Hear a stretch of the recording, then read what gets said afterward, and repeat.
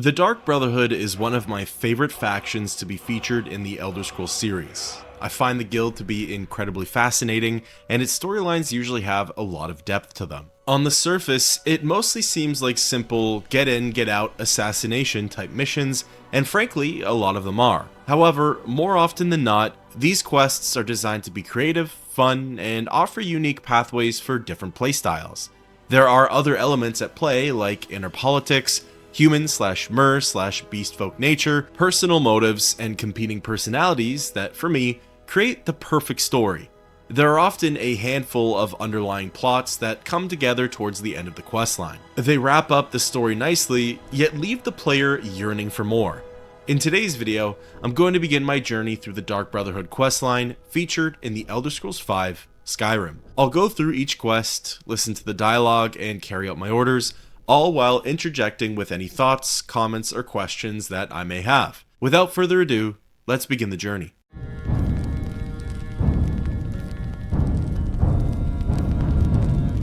Now, this first quest isn't necessarily a part of the questline, but it acts as a great setup for one of the faction's most interesting characters. The neat part about this event is that it can be discovered and taken care of well before you ever get involved with the Dark Brotherhood. That being said, it also has a deadline for when it needs to get done, so it's better to witness the horror show before it's gone forever. This is something I only discovered just recently while playing through the game. It just goes to show that no matter how long you've been playing these titles for, there are always fresh things to find and new details to spot. Now, as for the matter at hand, it begins by traveling northeast of Whiterun to Luria's farm. Depending on when you show up, you might catch the farmer and his wife in a heated discussion. Instead of minding my own business and riding along, I decided to walk on over and see what all the ruckus was about. Oh, for the love of Mara, what now? Is something wrong? Is something wrong, he asks? Yes, something is bloody well wrong! Or maybe you missed the demented little man in the jester's garb down by the road. Goes by the name of Cicero. Crazy fool's asked me to fix his broken wagon wheel 5 times. He won't take no for an answer. Why can't he just leave us alone? Pay me? You think this is about money? Have you seen the man? He's completely out of his head. A jester here in Skyrim? Ain't been a merry man in these parts for 100 years. And he's transporting some giant box. Says it's a coffin, and he's going to bury his mother. Mother, my eye. You could have anything in there. War contraband, weapons, skooma. Ain't no way I'm getting involved in any of that. Well, there is something. There's a guard patrols the road that crazy jester is on. He passes by pretty often. You could report the fool. You know, say he's done something against the law. That will at least get rid of him for me. What do you say? Ha! Wonderful! Like I said, the guard is down by the road. You really can't miss him. You tell him that jester is up to no good and he'll deal with it. Then come back here and I'll toss a few coins your way, yeah? There are actually a few options for completing this quest. One involves convincing Farmer Vantis to help the jester, Cicero, while the other, the one I'm doing right now, involves getting Cicero off of Vantis' back by falsely reporting him to the guard. Hurrying along down the hill and over to the road, I wanted to get a closer look and see what Cicero was like. He's been waiting here so long! Stupid farmer and his stupid tools, why won't he help us?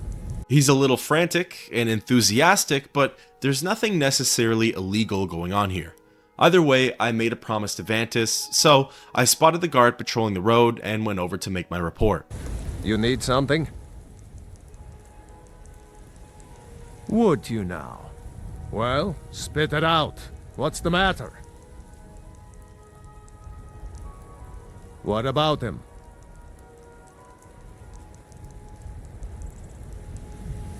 What? How dare that little fool? And right under my nose! My thanks for bringing this to my attention, citizen. Don't worry, I'll take care of it. Technically, all I needed to do now was return to the Luria's farm and reap the rewards of my actions, but I wanted to see the interaction between the guard and Cicero. You there, fool! Hold fast. You've been accused of a crime against the laws of this land. What say you in your defense? What? A crime? Me? Preposterous! Poor Cicero is just standing here. Cicero loves order. Oh yes, he would never disrespect the law. You look like a crazy man to me. And what's in that coffin, huh? Maybe some time in a cell will help loosen that lying tongue. Damn that glorious. Oh, how he will pay for this treachery. You just keep quiet and stay where you are. As soon as my relief arrives, we'll all take a nice little trip. I'm sure everything will work out with Cicero. He'll be on his way soon enough, and his deceased mother will be laid to rest. His threats to the Lurius family are probably baseless, and that'll be the last they ever see of each other. Water under the bridge. Returning to the Lurius farm, I spoke with Vantis. Well, is it done? Have you reported the fool to the guard? Haha! Oh, I knew I had a good feeling about you. Here, my friend. A few septims to show my thanks, huh? And may that twisted little jester rot in a cell for a fortnight. 400 gold certainly goes a long way. Like I said before, this matter is already behind everyone. If Cicero was innocent, he should have nothing to fear. If he's smuggling illegal goods across the province, then he'll get what's coming to him. There's nothing to worry about anymore, or so I thought. Fast forward quite a bit into the future. Without offering any spoilers, this period of time takes place a couple of quests into the faction. Returning to the Lurius farm, Cicero's wagon is gone, and the patrolling guard shares some shocking news. You don't want to go up to that farmhouse, citizen. It is a terrible sight. The farmer and his wife slaughtered in the night. So many knife wounds. Wanting to see the carnage for myself, I ran up to the farm and picked the lock to the shack. Going on in, the news turned out to be true. Both Vantis and his wife, Kerway, were slaughtered in their home. It doesn't appear to be a robbery or anything of the sorts, just a twisted, targeted murderer. All the facts and clues point to Cicero, the strange, frantic jester. How the guard on patrol that night couldn't piece that together is beyond me. Why Cicero would escalate the situation and how it all came to this is unknown. In any case, it doesn't look like there was any way of finding or catching him. With that, thus ends the optional beginning quest, Delayed Burial.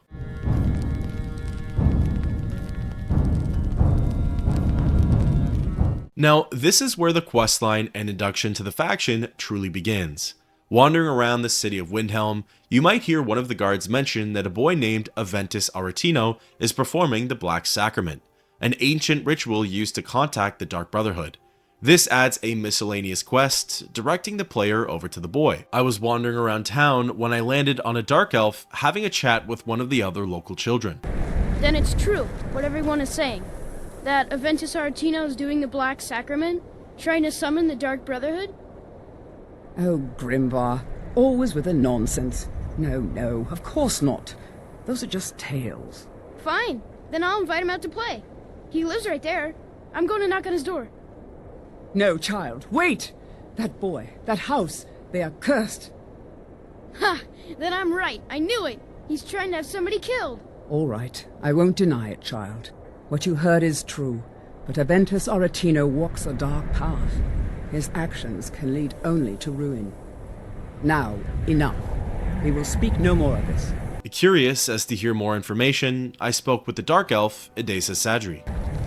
I try to keep Grimvar safe, but these are dangerous times.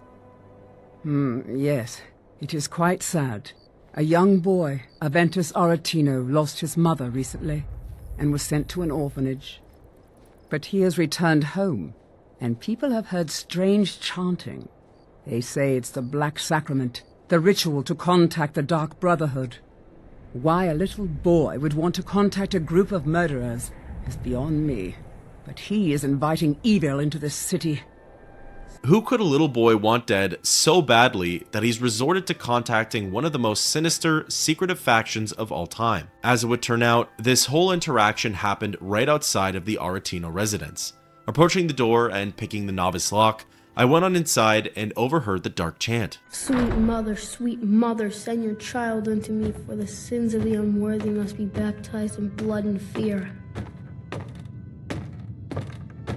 Die, Grelod, die!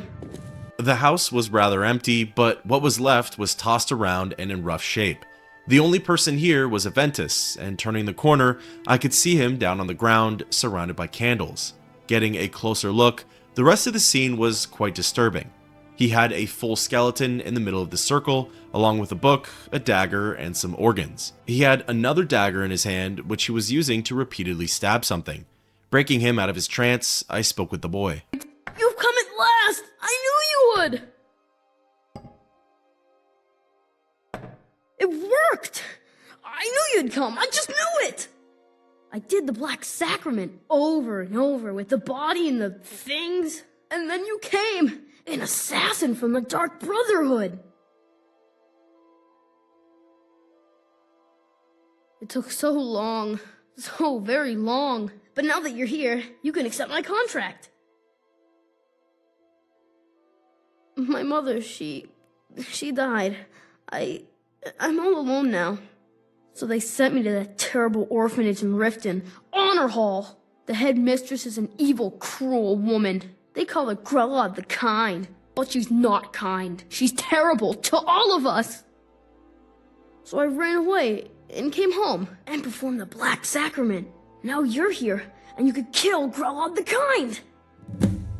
Please, Ari, to be honest, Maybe it was out of empathy, the desire for reward, or simply due to a sinister heart, my character decided to help Aretino out of his bind and assassinate this Grelod the Kind. The Dark Brotherhood never showed up, so might as well make the most out of this opportunity. Popping open the minimap and fast traveling over to Riften, I walked to the southwestern end of the city and entered the orphanage. I arrived just in time to hear Grelod's words of encouragement. Those who shirk their duties will get an extra beating. Do I make myself clear? yes, Grelod. And one more thing. I will hear no more talk of adoptions. None of you riffraff is getting adopted, ever. Nobody needs you. Nobody wants you. That, my darlings, is why you're here. Why you will always be here, until the day you come of age and get thrown into that wide, horrible world. Now, what do you all say? We love you, Grelod. Thank you for your kindness. That's better. Now scurry off, my little gutter snipes. She certainly doesn't seem to promote a loving and positive environment. Wanting to hear what she had to say to an adult, I approached and spoke with her. Aventus took off. Aretino? Why, that little bastard. You tell him I'm coming for him, and when I find him, it'll be the beating of his miserable life.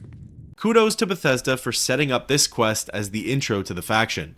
Love the Brotherhood or hate them, taking care of Grelod is one of the more satisfying contracts in this game. As she made her way into her private quarters, I followed closely and closed the door behind me. I didn't want any of the kids to witness what was about to happen.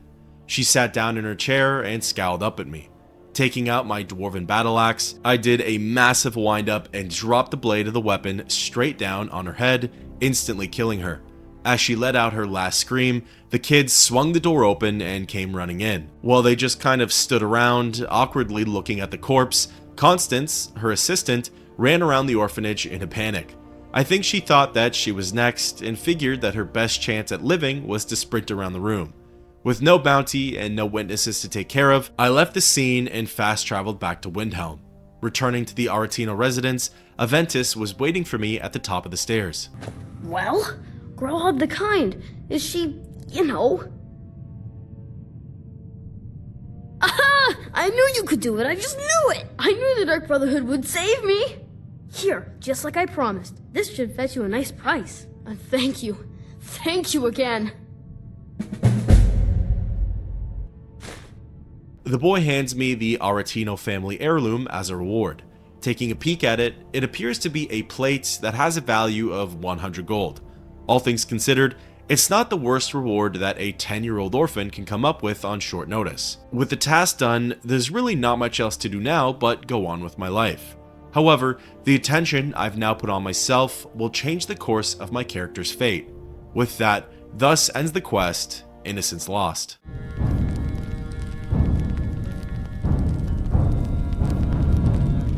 At this point in time, after helping Aretino, the next set of events could happen in a matter of a couple of minutes. A courier will run up to you out of nowhere and put a halt on your travels. I've been looking for you. Got something I'm supposed to deliver. Your hands only. Let's see here. Yeah, got this note. Don't know. Creepy fella. Black robe. Couldn't see his face. Paid me a pretty sum to get that into your hands, though. Looks like that's it.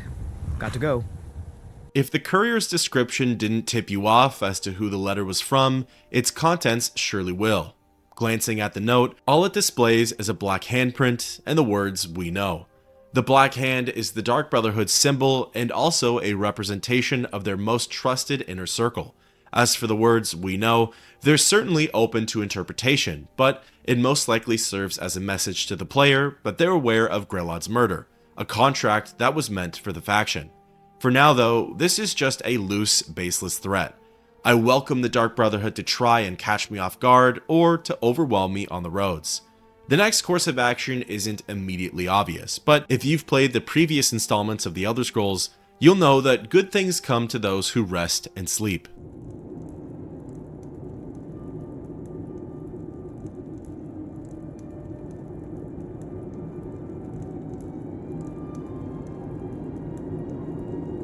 Sleep well? Does it matter? You're warm, dry, and still very much alive. That's more than can be said for old Grelod, Half of Skyrim knows. Old hag gets butchered in her own orphanage. Things like that tend to get around. Oh, but don't misunderstand. I'm not criticizing. It was a good kill. Old Crone had it coming. And you saved a group of urchins to boot. But there is a slight, problem. You see, that little Aretino boy was looking for the Dark Brotherhood. For me and my associates. Grelod the Kind was by all rights a Dark Brotherhood contract. A kill that you stole. A kill you must repay. Well now, funny you should ask. If you turn around, you'll notice my guests. I've collected them from, well, that's not really important. The here and now. That's what matters. You see, there's a contract out on one of them, and that person can't leave this room alive. But, which one?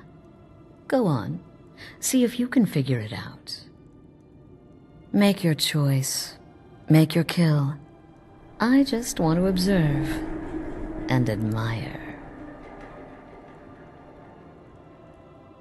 Now that is a shame. But what you fail to realize is that you involved yourself in this insanity when you took Grelod's life. You made your choice. Now it's time to face the consequences of your actions. You don't leave this shack until someone dies. Astrid has put me in quite the predicament. Looking around the old shack, there are the three aforementioned captives bagged and bound at the other end of the room.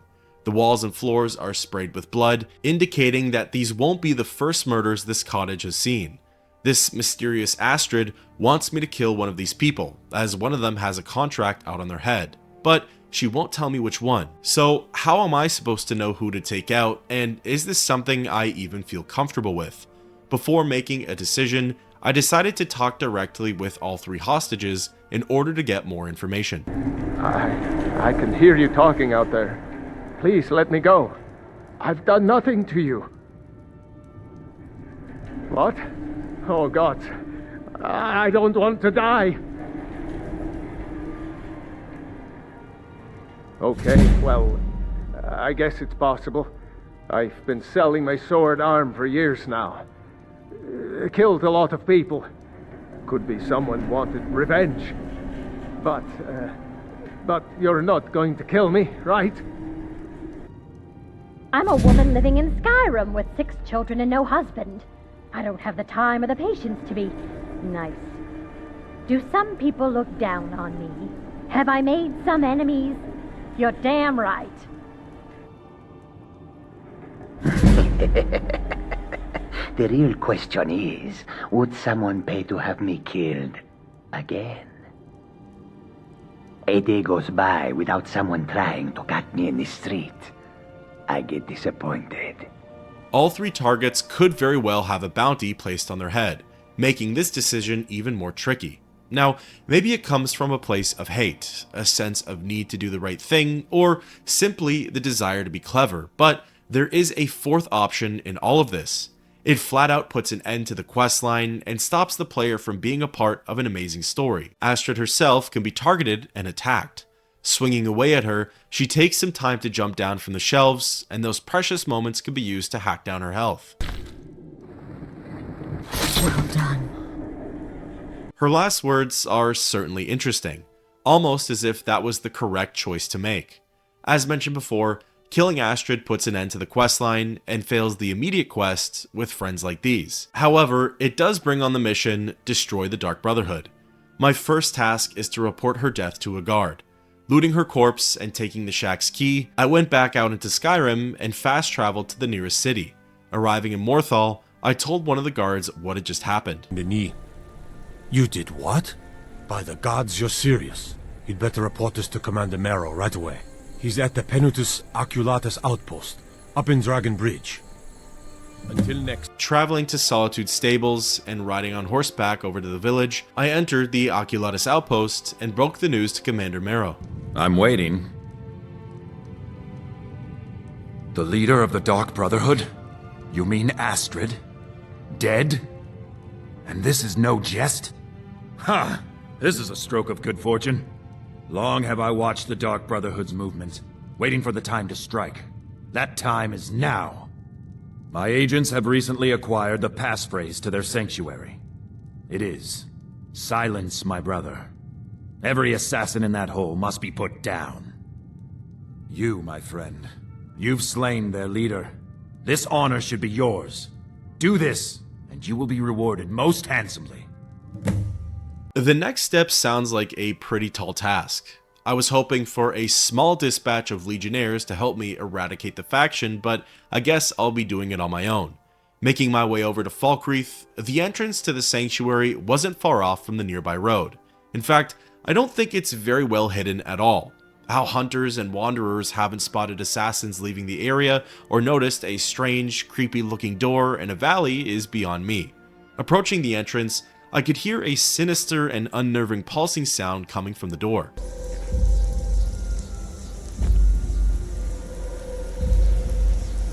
Definitely off-putting, and a good way to strike fear in the hearts of any trespassers. Exactly as Marrow said, I needed to use a password to get inside. What is the music of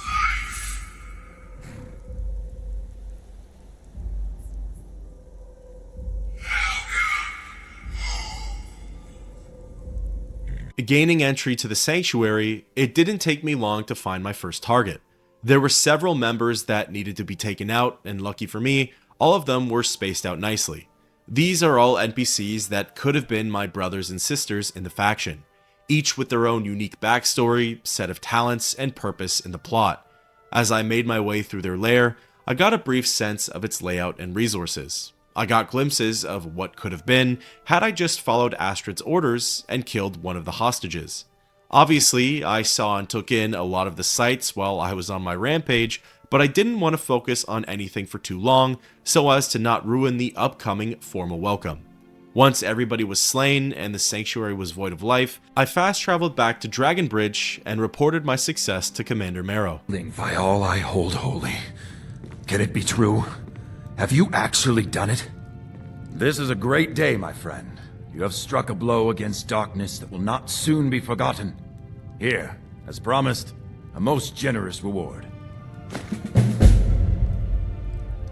Obviously, 3,000 gold is a pretty decent lump sum.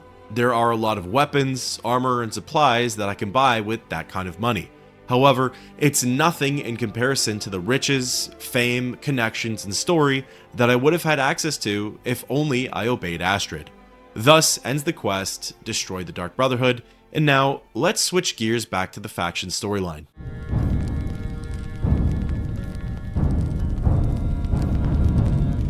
Before, I heard what all of the hostages had to say for themselves. Right off the bat, my gut instinct points to Vasha as the target. Fultheim is close behind him, and I thought there's no way someone would want Aaliyah dead for simply being rude.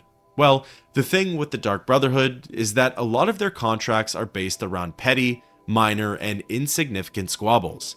What makes this faction so scary is that all it takes for you to become a target is for someone to perform the Black Sacrament. They don't really need a good reason, and once you're marked, that's it. The faction will stop at nothing to fulfill their unholy covenant. Back to the matter at hand, as soon as one of the captives has been killed, the player can walk back over to Astrid and hear what she has to say next. Wanting to be sure I got the right one though, and because there are no repercussions, I slew all 3 of the hostages. Well, well, aren't we the overachiever? 3 possibilities, 3 victims. Must have been one of them, right? So why take chances?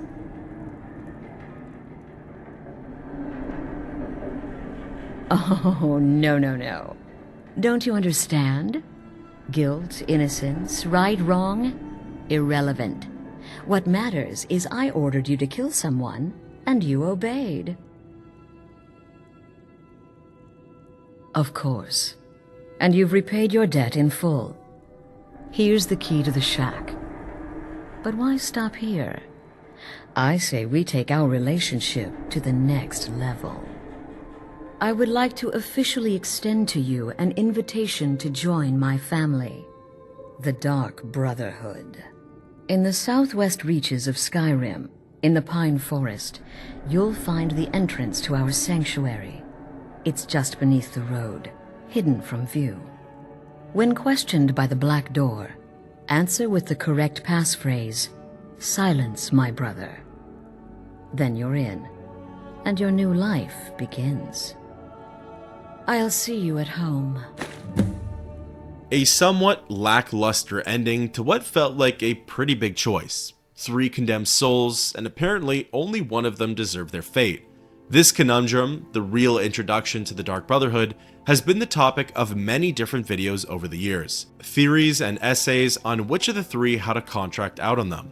It's not something that I'll get into for this series, but maybe one day, if I can find a lesser known possible answer, I might try my hand at it. Going over some familiar motions, I made my way to Falkreath and arrived at the doorway. Gaining entry once more, this time on friendly terms, Astrid was waiting for me by the front. Ah, at last. I hope you found the place all right. Well, what happens now is you start your new life in the Dark Brotherhood. You're part of the family, after all. This, as you can see, is our sanctuary. You won't find a safer place in all of Skyrim. So get comfortable. Our family, my dearest. Our family. Together, united as one, the Dark Brotherhood can accomplish anything. But you must be anxious to get to work. I'm arranging a job, but need a bit more time. For now, go see Nazir. He's got several smaller contracts. Soon, the Night Mother will arrive, and things around here are sure to get even more interesting. But one last thing. A welcome home present. The armor of the Dark Brotherhood. May it serve you well in all your endeavors.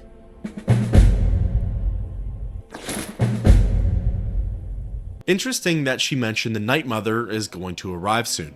It's not really something that my character is familiar with at the moment, but in due time, she'll play one of the most important roles in this journey. Wanting to fully immerse myself in the faction, I equipped the new garb. Each piece provided a unique enchantment. The armor increases poison resistance by 50%. The boots muffle any noise made while sneaking. The cowl adds 20% damage increase for bows, and the gloves make my backstab attacks do double the damage. With that, thus ends the quest with friends like these.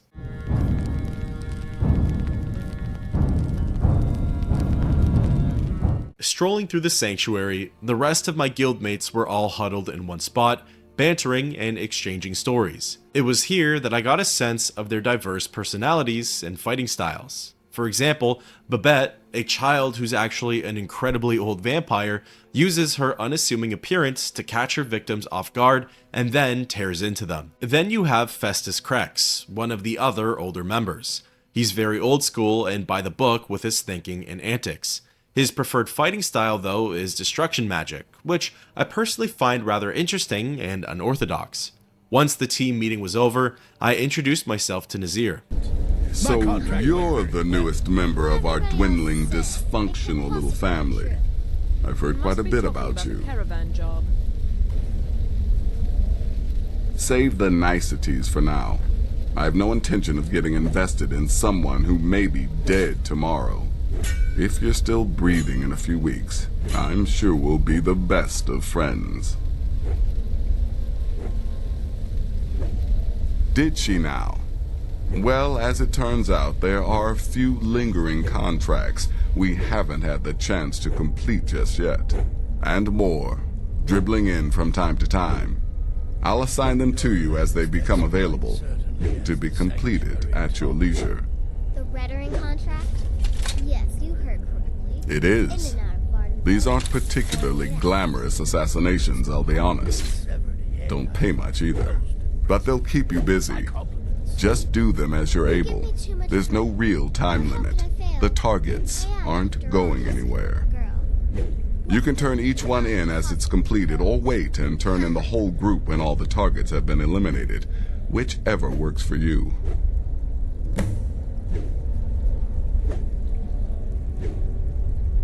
Well then, let's get started. I've got 3 available right now. Your targets are the beggar Narfi, an ex-miller named Ennodius Papius, and Beitild, a mine boss. When you've completed all those, we'll see if I might have some more. Before setting off, I asked 3Dog, aka Nazir, a little more about each contract. He's a hapless beggar living in some ruins just outside the village of Iverstead. Easy, even for you. She separated from her husband several months ago. Now the two run competing mining operations. Beitild's angry and desperate, a fighter. He lives just outside Anga's mill in the woods. He was once the miller. Now Papius is just a paranoid recluse who thinks someone is out to get him. And he's right. With my first 3 contracts ready, I quickly poked my head into some of the surrounding rooms in order to see what goodies I could take. There were a lot of little things, like supplies, ingredients, potions, brews, and simple weapons. Most notably though, there was a word of power in the common area. It was the first part to the shout, marked for death, which damages an opponent's armor as well as their health. Feeling good and ready, I left the sanctuary and set the Narfi contract as my first kill. Arriving in Iverstead, my quest marker was plain and showed that Narfi was isolated in a broken down hut on the west side of town. Wanting a little bit of backstory on the guy first, I tried asking around the village, but nobody had him as a dialogue prompt. As it turns out, there is a miscellaneous quest surrounding Narfi's erratic behavior, and the true backstory is pretty sad. The long short of it is that the Nord's sister, Rada, has gone missing, and he believes that she'll one day return. Not wanting to spoil the outcome, the suspense and time elapsed for her return has only worsened Narfi's psyche. Before fulfilling my contract, I wanted to speak with him. Who are you? What do you want?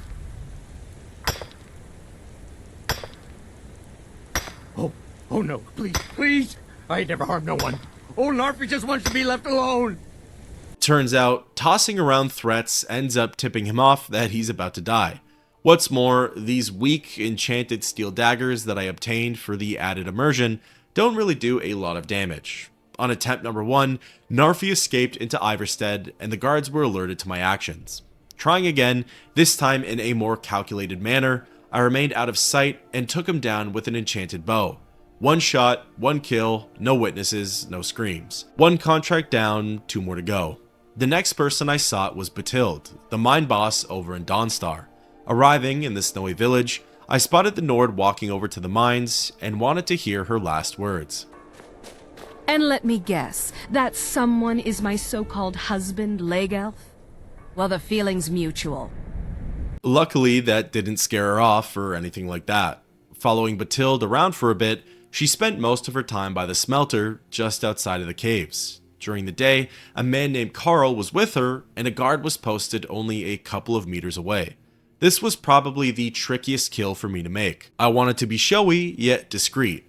Waiting for nightfall, Beitild was still out, working the smelter. Even though Carl was gone, the nearby guards spent most of their time looking in our direction, making a sneaky takedown very tricky to do.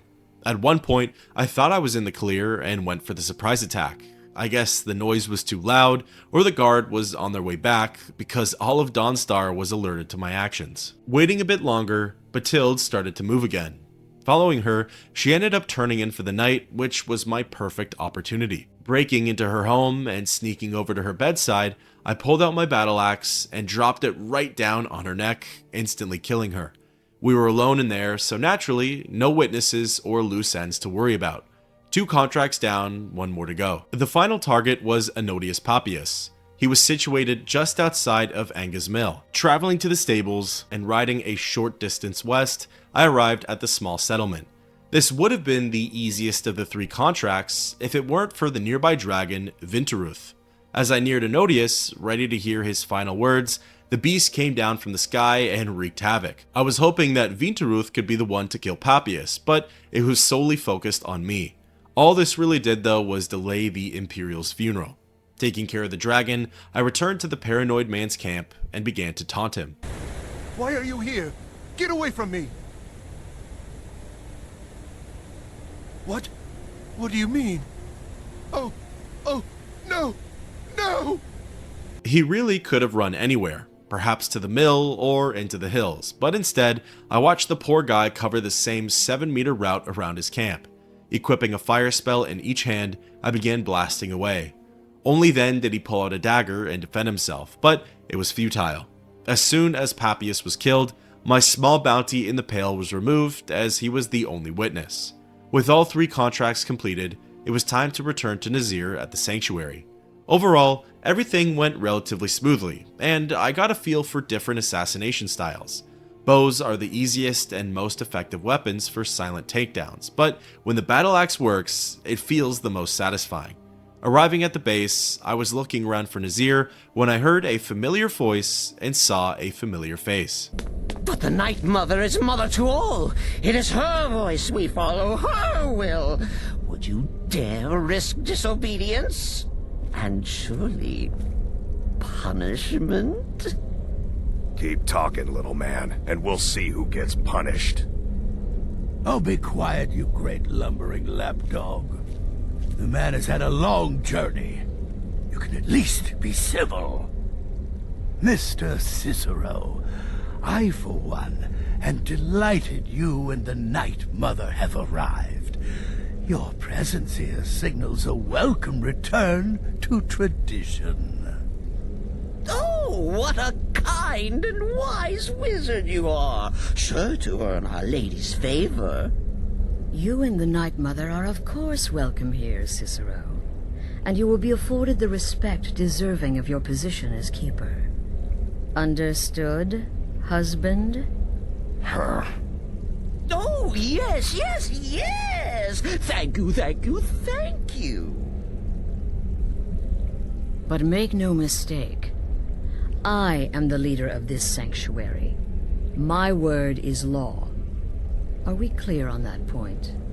Oh, yes, mistress. Perfectly. You're the boss. Ah, there you are. Good. I was done speaking with that muttering fool anyway. So, is it true? We've got some business to discuss. Fast, doesn't it? It was a suicide mission. I do indeed.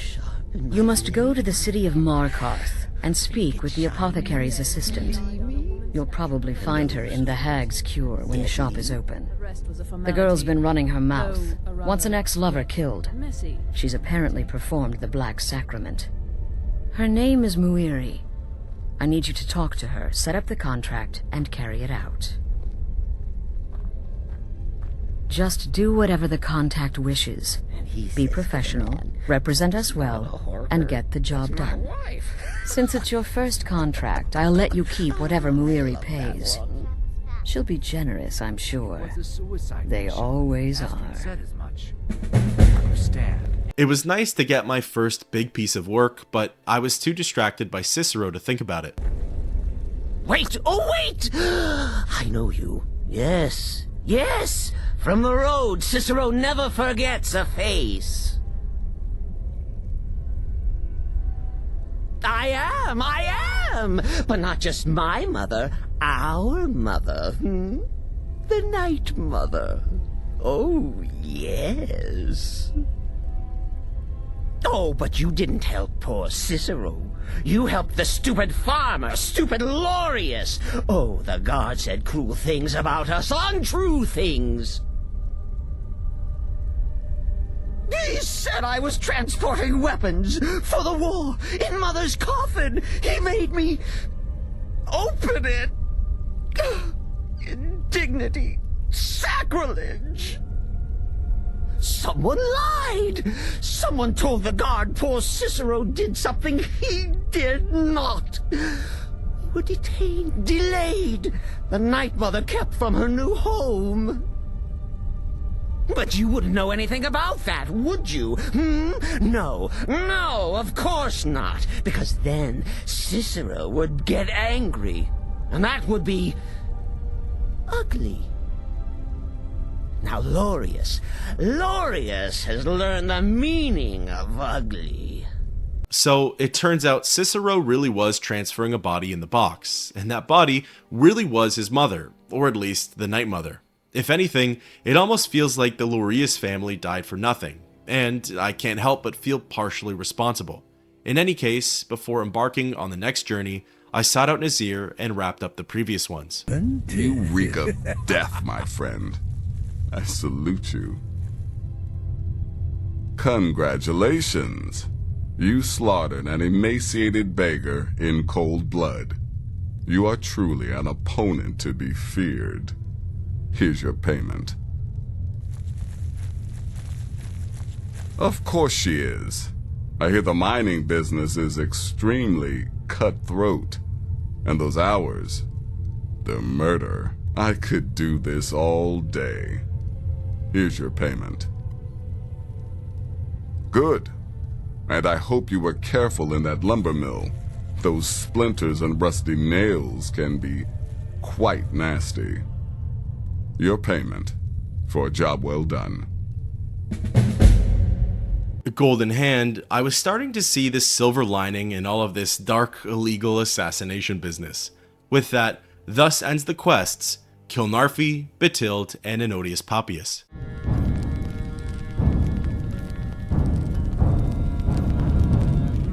Before setting off to meet with Muiri, I found a pretty neat detail in the sanctuary. One of the areas contains the guild's pet frostbite spider, Liz. By Liz's spiderwebs are the skeletal remains of someone named Gaston Belfort. Gaston doesn't have much on him, but he does have a hastily scribbled note. Reading it, the note details that Gaston was actually spying on the sanctuary, watching all of the Brotherhood's movements. He even learned the password to get inside. His last entry is him saying that he's going to stop at nothing to expose the guild. I guess Belfort made it in, but the guild members were onto him from the start. Liz was probably fed for weeks, courtesy of Gaston. In any case, the Muiri contract brought me over to the city of Markarth. Since it was my first time in the city walls with this character, I witnessed the classic Forsworn assassination. Oh, this pendant would look lovely on my skin. Is someone there? Not wanting to deal with that right now, I followed my quest marker further into Markarth and landed on the woman of the hour, Muiri. The Dark Brotherhood. My goodness, you're really here. The Black Sacrament. It actually worked. What I need is for Elaine Dufont to die. I want him hunted down and murdered like the dog he is. I didn't know it when we were with each other, but Elaine is actually the leader of a band of cutthroats. Bandits. They're holed up in some old dwarven ruin, Raldbethar. It's near Windhelm. They use it as their base. It's where they stage their raids. I want you to go to that ruin, find Elaine Dufont, and kill him. I don't care about his friends. Do whatever you want with them. But Elaine has to die. Excellent. Once Elaine is dead, I'll pay you. In gold. I've saved up a bit. I hope that'll do. But, well, there is one more thing. If you're interested. If you can, I want you to kill someone else as well. You don't have to, not as part of our deal, but if you do, I'll pay you even more. It's Nilsine Shattershield in Windhelm. If Nilsine dies too, I'll make it worth your while. Wanting a little more info, I asked for the full story on each person. I went to Windhelm to see the Shattershields. They were old and dear friends, and in mourning. Frigga was killed recently. Murdered. I met Elaine in the tavern, while I was drinking my sadness away. He was handsome and charming. He said I was the beautiful lily of his dreams. Elaine made all the pain just go away. But it was all lies. Elaine used me. He ruined my name, destroyed my friendship with the Shattershields. Do you know why Elaine was in Windhelm? He heard about Frigga's murder. He wanted to befriend the family, in their grief, and rob them blind. Elaine used me to get close to my friends. And now they all think I'm some kind of monster. Elaine Dufont took my life, and now I'm taking his. Don't you see? I was like a daughter to Tova, a sister to Nilsine and Frigga. But the family refuses to believe my innocence, no matter what I say.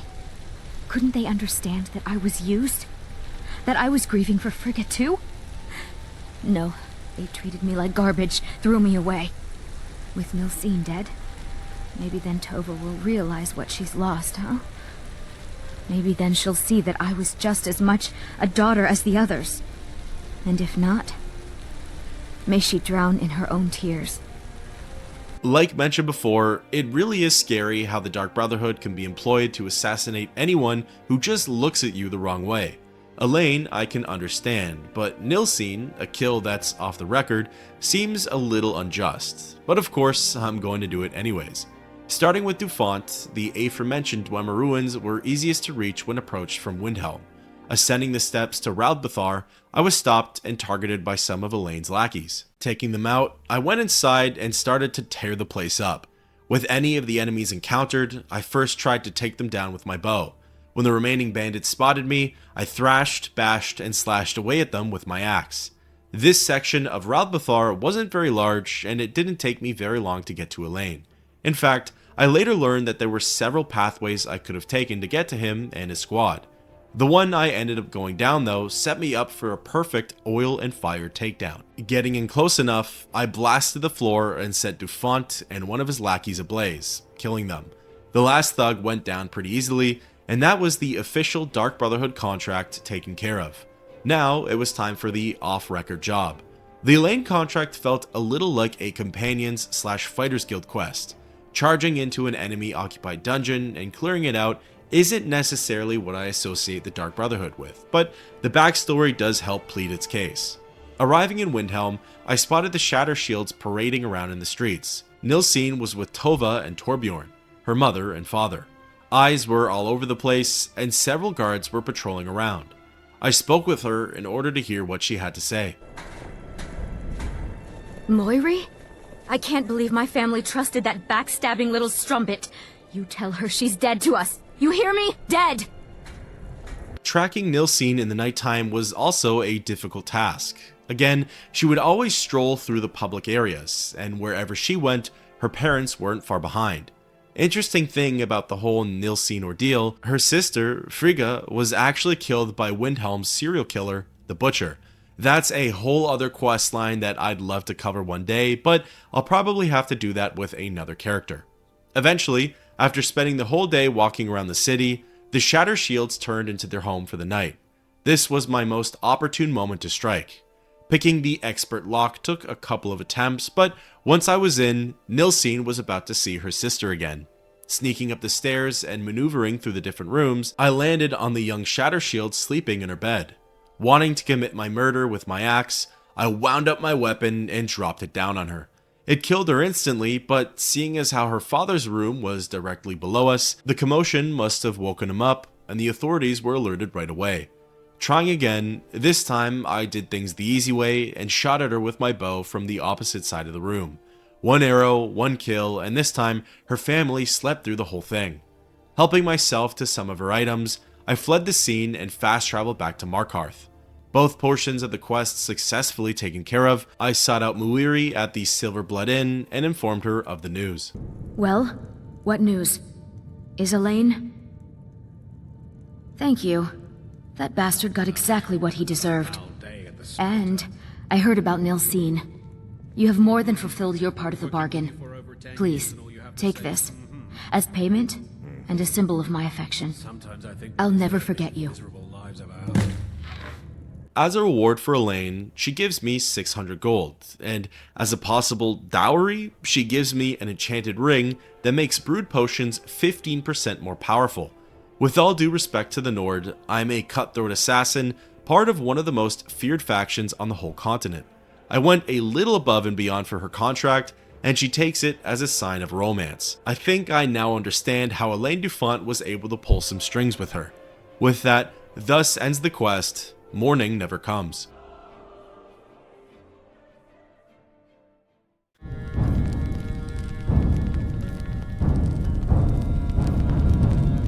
Returning to the Falkreath Sanctuary, I reported my success to Astrid. Ah, you're back. So, how went your first real contract? A bit more exciting than what Nazir's been offering, I'd wager? Of course, dear, of course. And from what my little ravens tell me, you handled yourself quite well. Now, I need your assistance with a matter of a more personal nature. It's Cicero. Ever since he arrived, his behavior's been, well, erratic would be an understatement. I do believe he is truly mad, but it's worse than that. He's taken to locking himself in the Night Mother's chamber and talking to someone in hushed but frantic tones. Who is he speaking with? What are they planning? I fear treachery.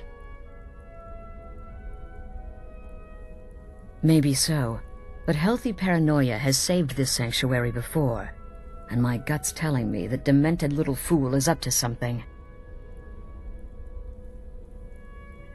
Dear brother, I need you to steal into that chamber and eavesdrop on their meeting. It'll be no use clinging to the shadows. They'll see you for sure. No, you need a hiding place.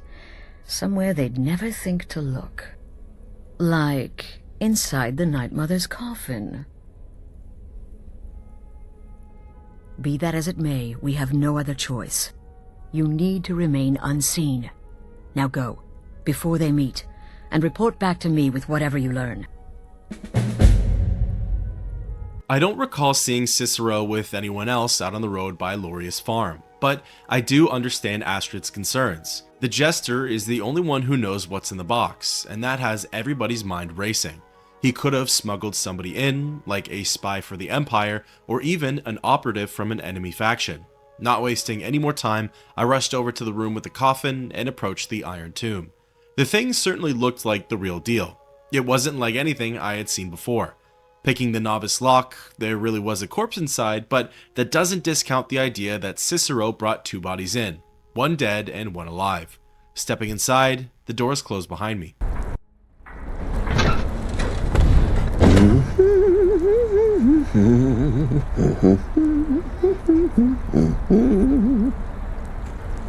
Are we alone?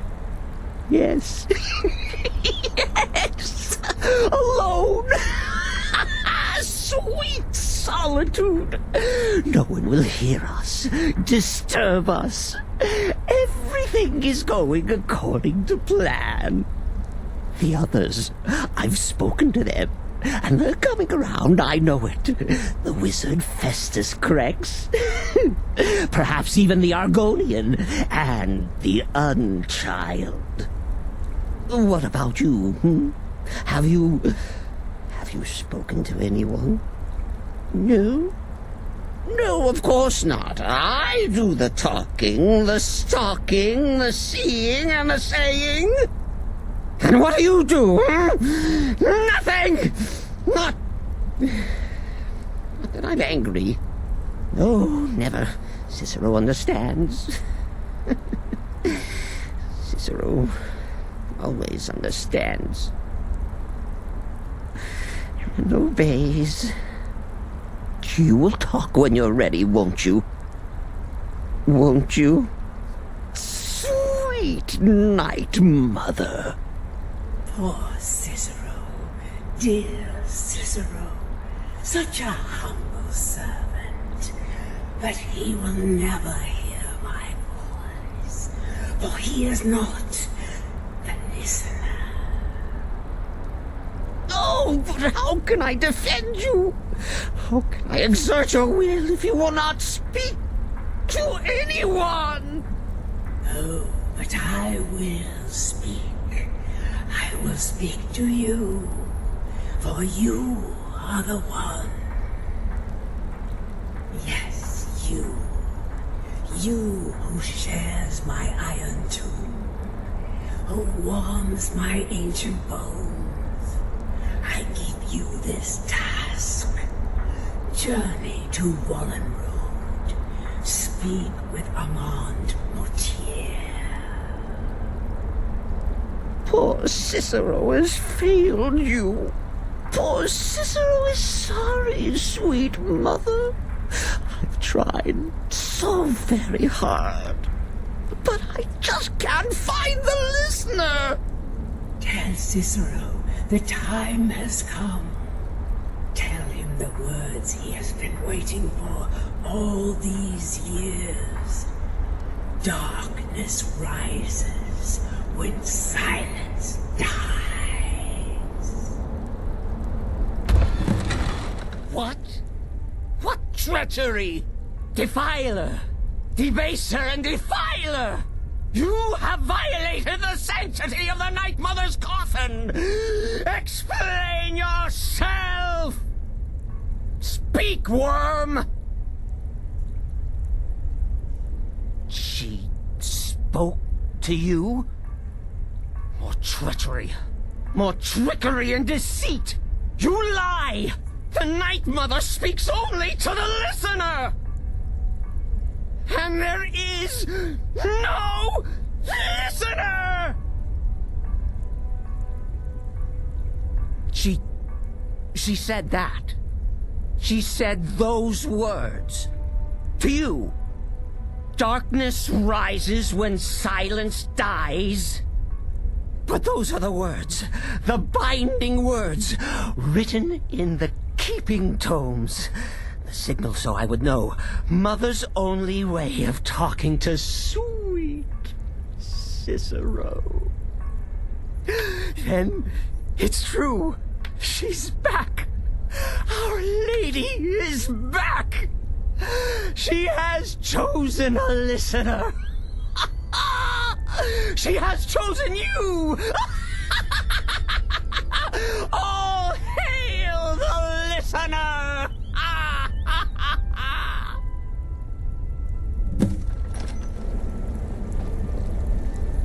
By Sithis, this ends now! Back away, fool! Whatever you've been planning is over! Are you all right? I heard the commotion. Who was Cicero talking to? Where's the accomplice? Reveal yourself, traitor! I spoke only to the Night Mother! I spoke to the Night Mother, but she didn't speak to me! Oh, no! She spoke only to him! To the listener! What? The listener? What are you going on about? What is this lunacy? It's true! It's true! The Night Mother has spoken! The silence has been broken! The listener has been chosen! When I heard Cicero screaming, I knew you'd been discovered. I feared the worst. Are you all right? Then what in Sithis' name is going on? Cicero spoke to the Night Mother, but she spoke to you? Is this just more of the fool's rambling? What? So Cicero wasn't talking to anyone else? Just the Night Mother's body? And the Night Mother who, according to everything we know, will only speak to the person chosen as listener, just spoke. Right now. To you? By Sithis. And? What did she say? Amand Motier? I have no idea who that is. But Vollenrud, that I have heard of. And I know where it is. No. No!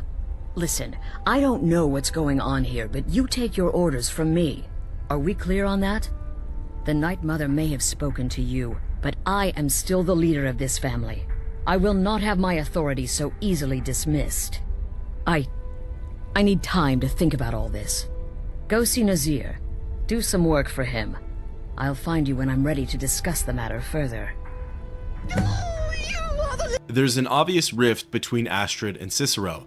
Cicero wants to do things the traditional way, while Astrid wants to keep the same hierarchy system in place.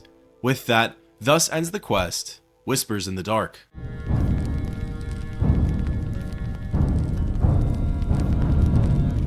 Obeying Astrid's commands, I spoke with Nazir for more contracts. Well then, your timing couldn't be better. As it turns out, I've got 2 new contracts. One rather easy assignment, and another that should prove quite a challenge. Your first target is an orc bard named Lurbuk. The other is a vampire by the name of Hern. Happy hunting. I asked Nazir for a little more information on each target. He is, by all accounts, the worst bard in all of Skyrim. Apparently, so many people sought his death, Astrid had to hold a lottery to determine the client. He's a vampire and has blended into human society for years. He's never far from his female companion, Hert, also a vampire. The contract is for the male Hern, but you'll probably have to contend with the female too. So for Sithis' sake, watch yourself. Lurbuk can't be the worst bard in all of Skyrim now that I'm here, right? I figured I'd start with the easier of the 2 contracts, and then progress to the more difficult one. Exiting the sanctuary and popping open the map, Lurbuk seemed to be performing over in Morthal. Fast traveling to the hold and entering Moorside Inn, I spotted the orc at one of the tables and wanted to get some dialogue out of him. The world used to make sense. Is the line for my next performance starting already? Come on, don't be shy. Plenty of room for everyone.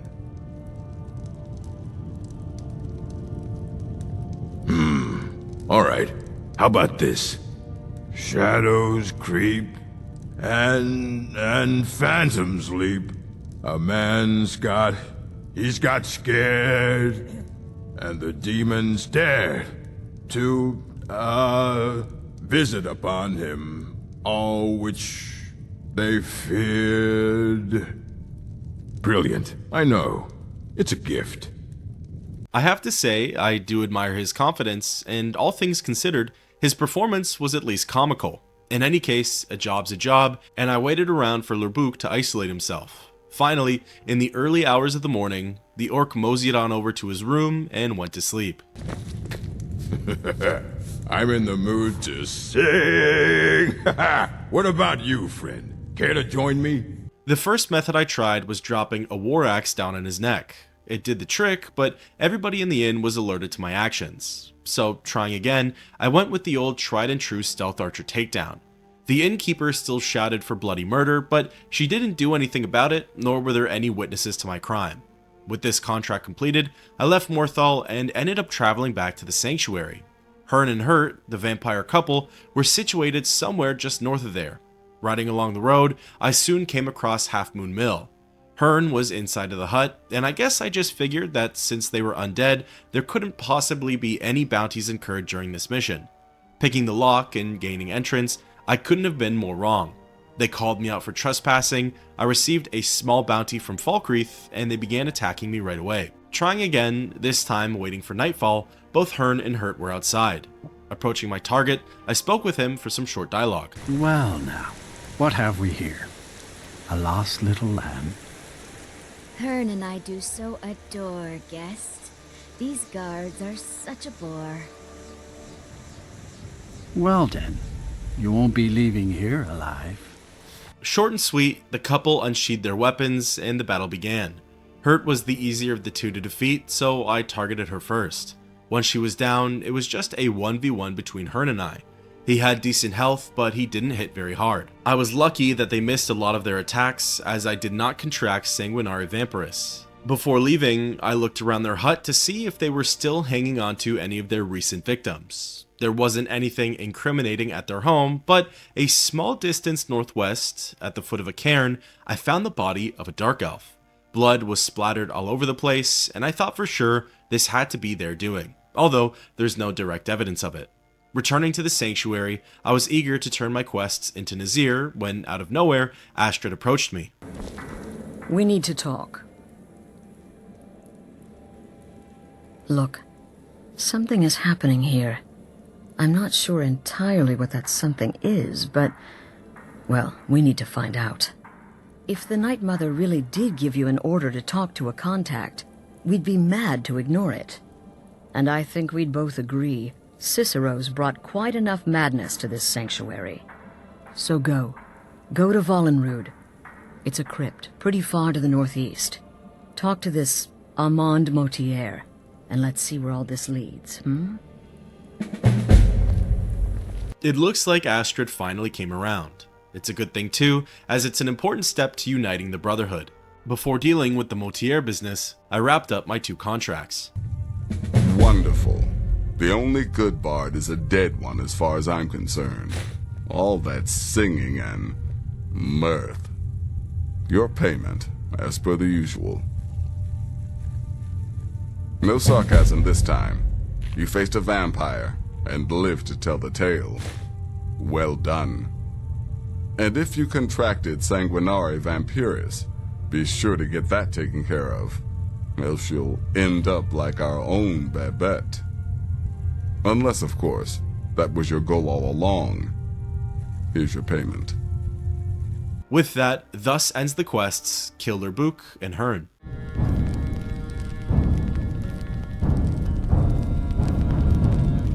Whoever this Amon Motieri is, the Night Mother personally recommended that the guild pay him a visit.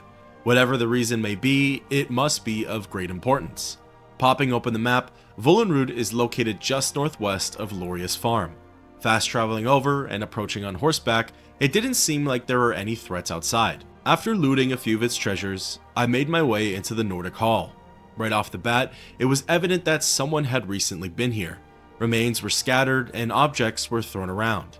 Getting close to the stairs, I must have triggered some sort of enchantment as a nearby skeleton rose up out of its chair and began attacking me. It wasn't a challenge, but I had my guard up for the rest of the dungeon. The next area had a variety of rooms to go into and explore. I didn't venture too far off my destined path, but it seemed like there were other zones that I could have gone into. Following my quest marker, it led me to a small garden that was littered with the corpses of Draugr. This was a sign that I was getting close. Opening the nearby doors, I was brought to a room with 2 men, one a noble and the other an imperial soldier. By the almighty divines, you've come. You've actually come. This dreadful black sacrament thing. It worked. Yes, so it would seem. Well, I won't waste your time. I would like to arrange a contract. Several, actually. I dare say, the work I'm offering has more significance than anything your organization has experienced in, well, centuries. As I said, I want you to kill several people. You'll find the targets as well as their manners of elimination quite varied. I'm sure someone of your disposition will probably even find it enjoyable. But you should know that these killings are but a means to an end, for they pave the way to the most important target. The real reason I'm speaking with a cutthroat in the bowels of this detestable crypt, for I seek the assassination of... the Emperor.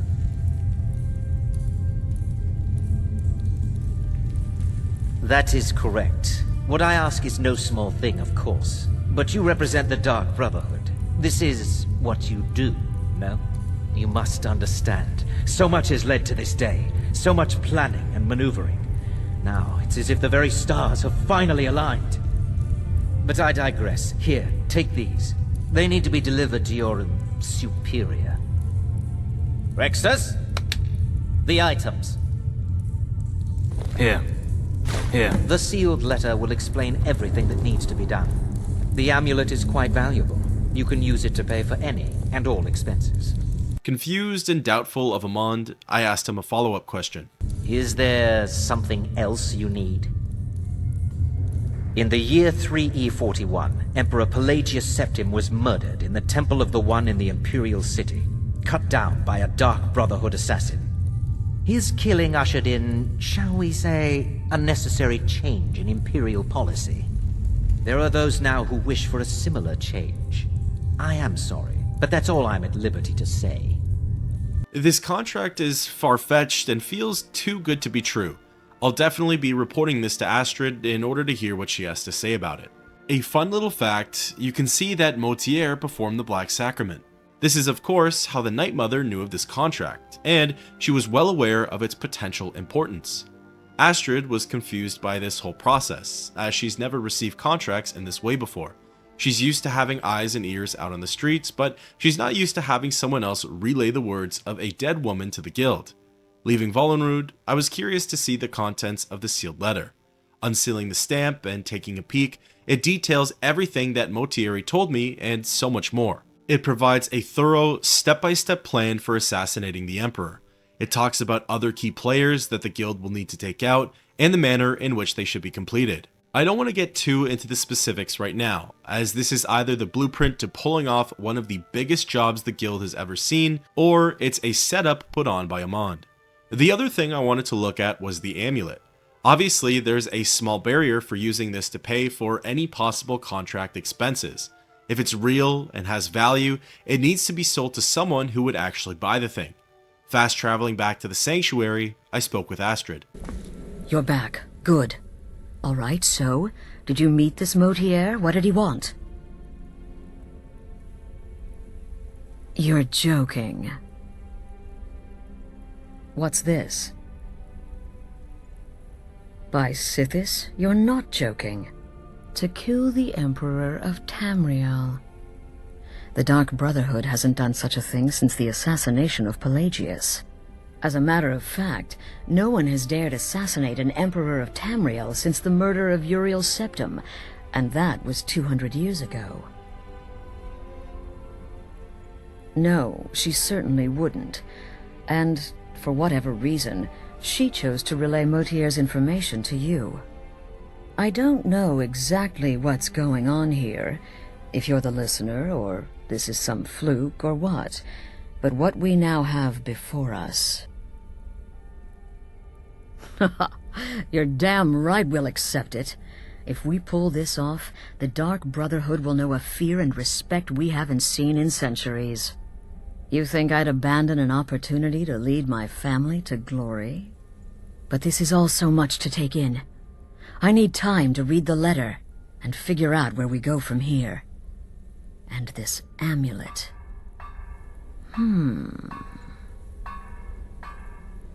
I'm thinking we need that amulet appraised. I want to know where it came from, how much it's worth, and if we can actually get away with selling it. And there's only one man who can give us what we need.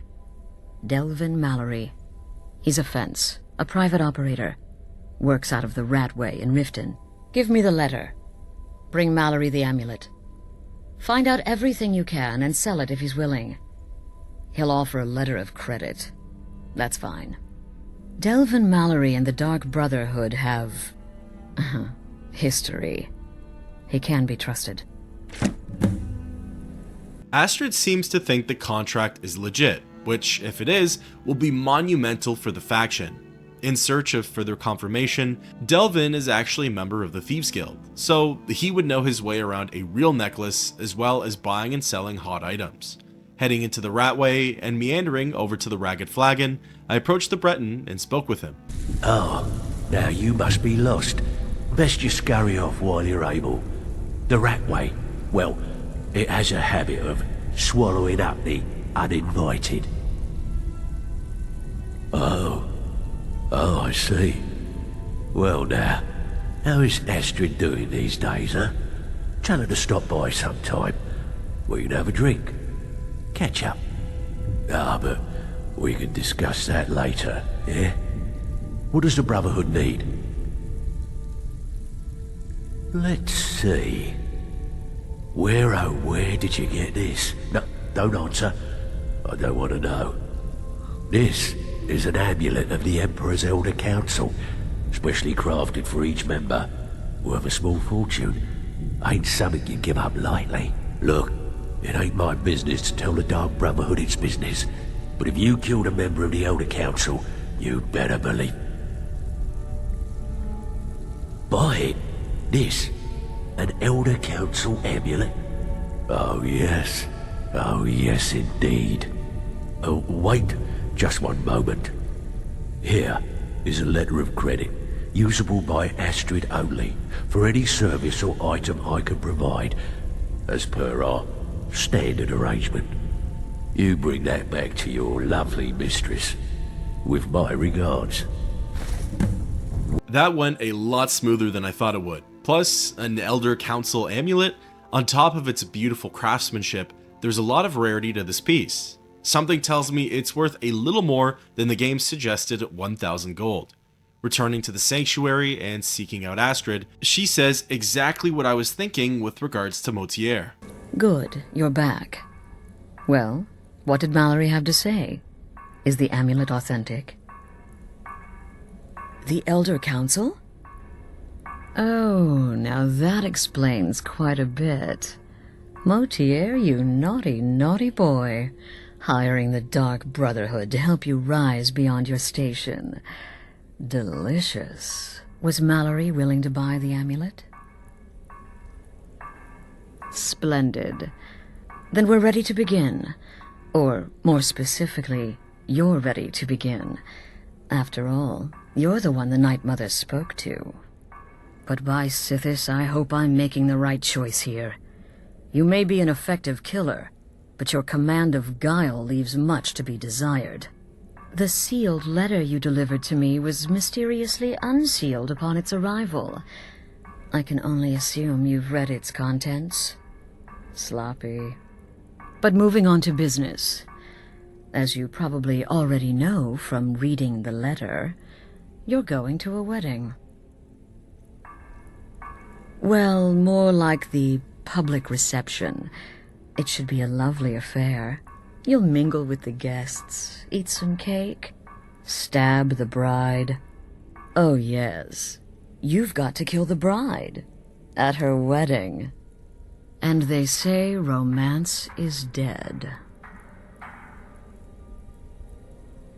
Her name is Vittoria Vici. She oversees the East Empire Company's business holdings in Solitude. The wedding is being held in that city, at the Temple of the Divines. Her death will cause an uproar, which is exactly what we want. Vici is likely to address her guests frequently, as is the wedding custom. Kill her when she does that, and I promise you a significant bonus. Now go, and give my best to the bride. Kudos to Astrid, and by extension Bethesda. I didn't think they would call me out for opening the sealed letter. The next task laid out for me seems simple enough, yet it would end up being my most complicated one yet. With that, thus ends the quest. The silence has been broken.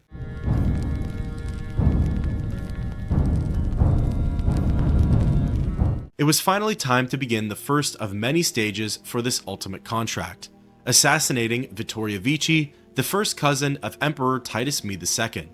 Fast traveling over to Solitude, I could hear the festivities from the other side of town. Working my way up towards the keep and into the reception area, things weren't exactly happy-go-lucky. The bride and groom seemed to be in good spirits, but there was a lot of tension between their families.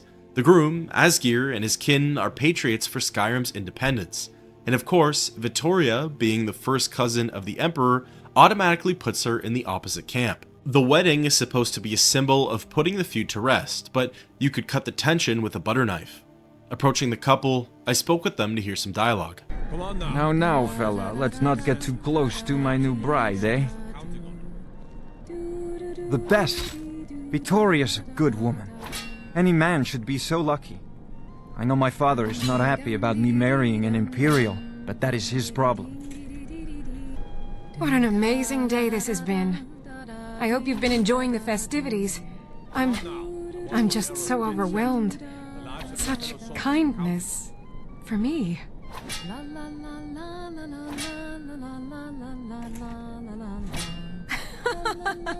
Yes, indeed. Hail the Imperial Legion. Hail the Stormcloaks. Hail Solitude and the 8 Divines. On this glorious day, we honor everyone. She seems to have a good attitude and is accepting of all, which is too bad. It's a shame that I have to put down someone who's an advocate for peace.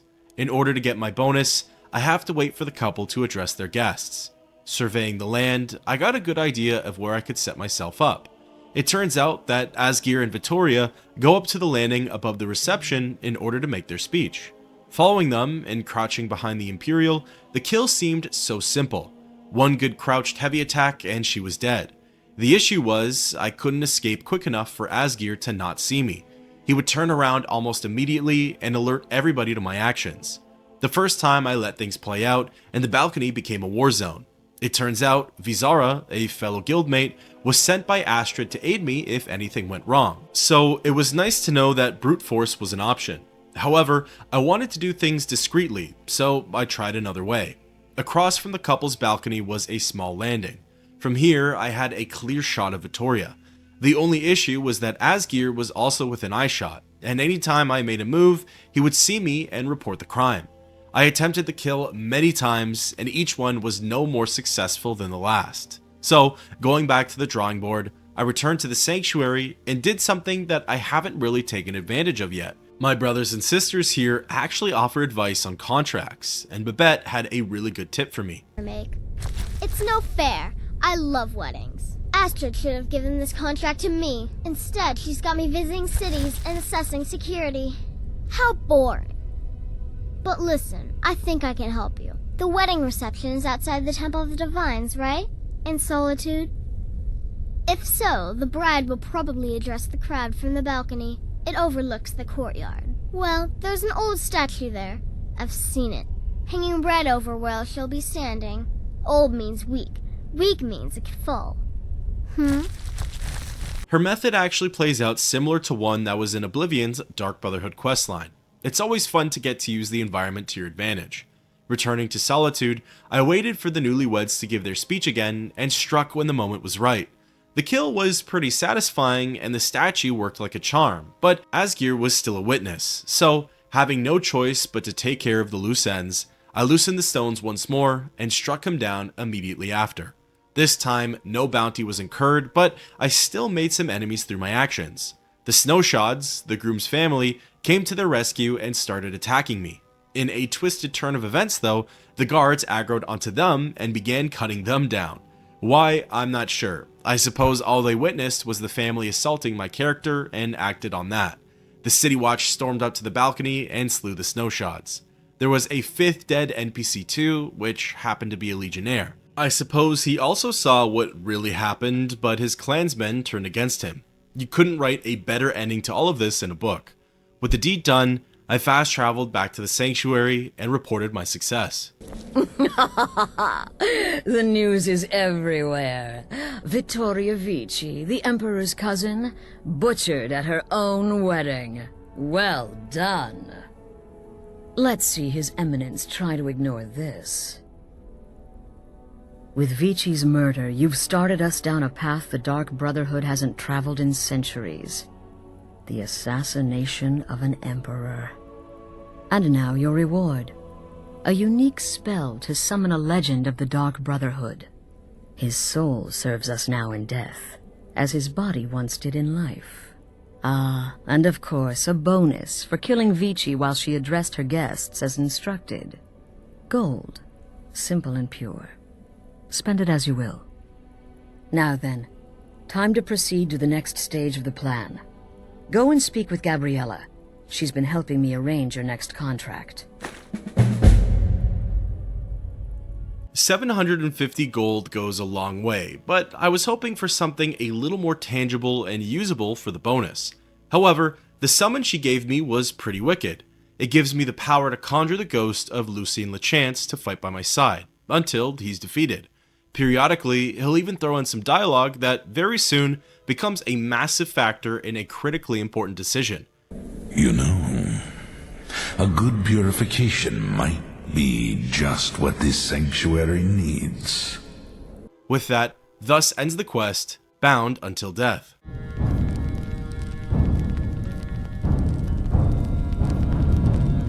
Running through the sanctuary, I caught up with Gabriella and she told me about the next stage of the plan.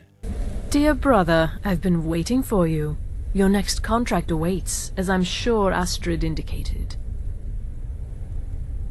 With the Emperor's arrival in Skyrim now a certainty, his security service, the Penitus Oculatus, will need to begin its preparations immediately. Security is being handled by a Commander Morrow. Astrid and I have devised a plan to break the man, and in doing so, cripple the Emperor's protection. You are to slay the Commander's son, Gaius Morrow, and once he is dead, plant false evidence on his body, implicating him in a plot to kill the Emperor. He is set to leave the Penitus Oculatus outpost at Dragonbridge, and inspect the security of each city in Skyrim. Go there now. Observe Gaius Morrow's departure and follow him. Waylay him in one of the cities and send his soul to Sithis. Once he's dead, plant the incriminating letter on his body and let fate take care of the rest. Oh, and one final thing. To earn your bonus, do not kill Gaius Morrow in Dragonbridge or on the road. Kill him in one of the other major cities he'll be visiting. There, the body will be discovered quickly, as will the letter implicating Gaius Morrow in the plot to assassinate the Emperor. Do that, and Astrid has authorized me to grant you a rather unique bonus. It is a special token to be given to Olava the Feeble in Whiterun.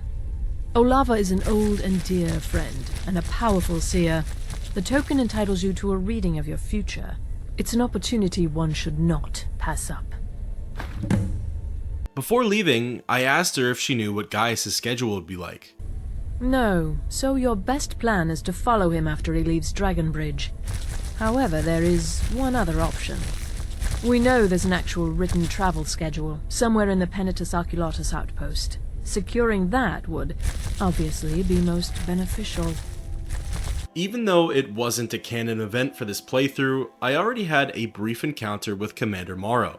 He seemed like a decent enough guy, but of course, he's also a sworn enemy to the Brotherhood, and duty comes first.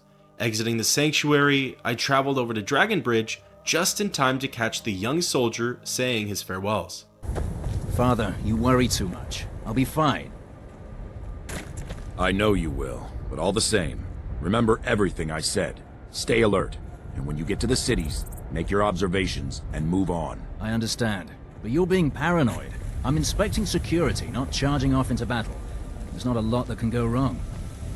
Son, when the Emperor's safety is concerned, anything could go wrong. Off with you now, and good travels. Farewell, Father. I'll return as soon as I'm able. I wanted to get into the Oculatus outpost before Marrow came back in. That plan didn't work out very well, but if anything, the whole ordeal went way better than I could have hoped. With both Morrow Sr. and the agent's back turned to me, I was able to crouch and take the schedule undetected.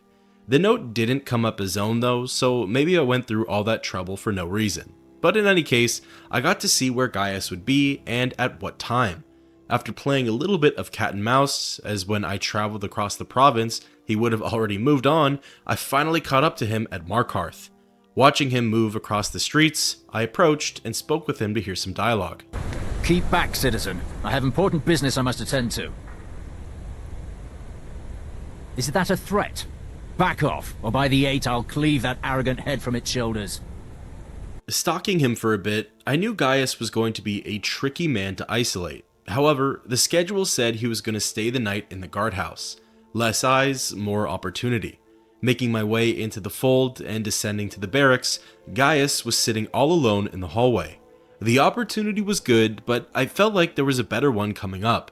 Waiting for a bit longer, a new patrol of guards came in for some sleep, and Gaius set off for his next adventure. Creeping behind him, out of sight, I went for the backstab and it registered, but Gaius was a lot tougher than he looked. The half-health commander's son armed himself, and we began to fight by the entrance of the barracks. Luckily though, my enchantments carried me through the battle quickly, and Gaius Maro was killed before the other guards could look into it. Going into his inventory, I took the letter from his father and put in the incriminating one. Once I was able to get far enough away from the scene, I took a quick peek at the commander's letter to his son. It talked about honor and duty, how Maro Sr. was proud of Maro Jr., and that this was a really important task, not only for the Empire and the Oculatus, but for the family name. He only trusted his son for the job, and now, look where that got him. Returning to the sanctuary, I was eager to tell Gabriella of my success, but she beat me to the punch and informed me of a more pressing matter. Ah, at last. I've been anxiously awaiting your return. Yes, I know. As does Astrid. You have done well, and have earned both your reward and a bonus, as I have mentioned. But you should know that we have a more pressing matter to deal with. It's... Cicero. There's been an incident. You should proceed into the sanctuary. I'll let Astrid explain. It never seems like there's a time to take a step back and catch my breath. There's always something else going on around here. With that, thus ends the quest, Breaching Security.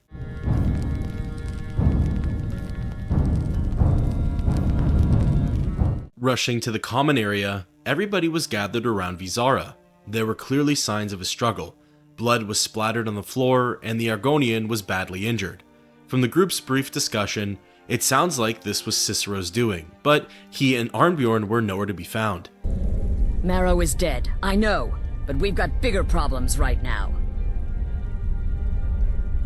The fool went absolutely berserk. He wounded Vizara, tried to kill me, and then he fled. I knew that lunatic couldn't be trusted. Oh, it's true, I'm afraid. Cicero was a little whirlwind, slashing this way and that. It would have been funny if he weren't trying to murder us all. Don't forget the ranting and raving. About the Night Mother, how she was the true leader of the Dark Brotherhood, and Astrid was just a pretender. Look, we've got to deal with this situation. You've got to deal with this situation. I want you to find that miserable little fool and end his life. But first, find my husband. Make sure he's all right. After the attack, Arnbjorn flew into a rage. When Cicero left, Arnbjorn went after him. They disappeared into the wild. Search Cicero's room. Maybe there's something in there that sheds some light on where he might have gone. Let me know the minute you find something. I've got to see to Vizara and calm everyone down. Why Cicero would do this isn't known right now, but the clues started to come together with the more pieces I found. Heading into his quarters, the quest marker directed me over to one of his journals. The thing is though that this was the 5th and final volume of his collection. He had 4 other diaries that were teeming with untold lore and history of the Dark Brotherhood. I read every single journal, and here's a summary of each one. The first journal begins with Cicero arriving at the Shadenhall Hall, the very same one that the player operates out of in Oblivion. The sanctuary was alive and well at that point, and its patron/matron is someone named Rasha. Cicero mentions the purification, which I thought was a pretty neat detail. He also makes note that a sanctuary up in Bruma recently fell. This is an important fact, as there aren't many Brotherhood bases left in Tamriel. The guild's presence is thinning, and the Black Hand is split on a decision for what to do: expand operations or combine what's left in order to make a stronger, more unified guild. In Volume 1, Cicero also introduces Alysanne Dupe into the mix, the then current listener of the faction. She has her own residence in Breville, similar to what Ungolem had in Oblivion.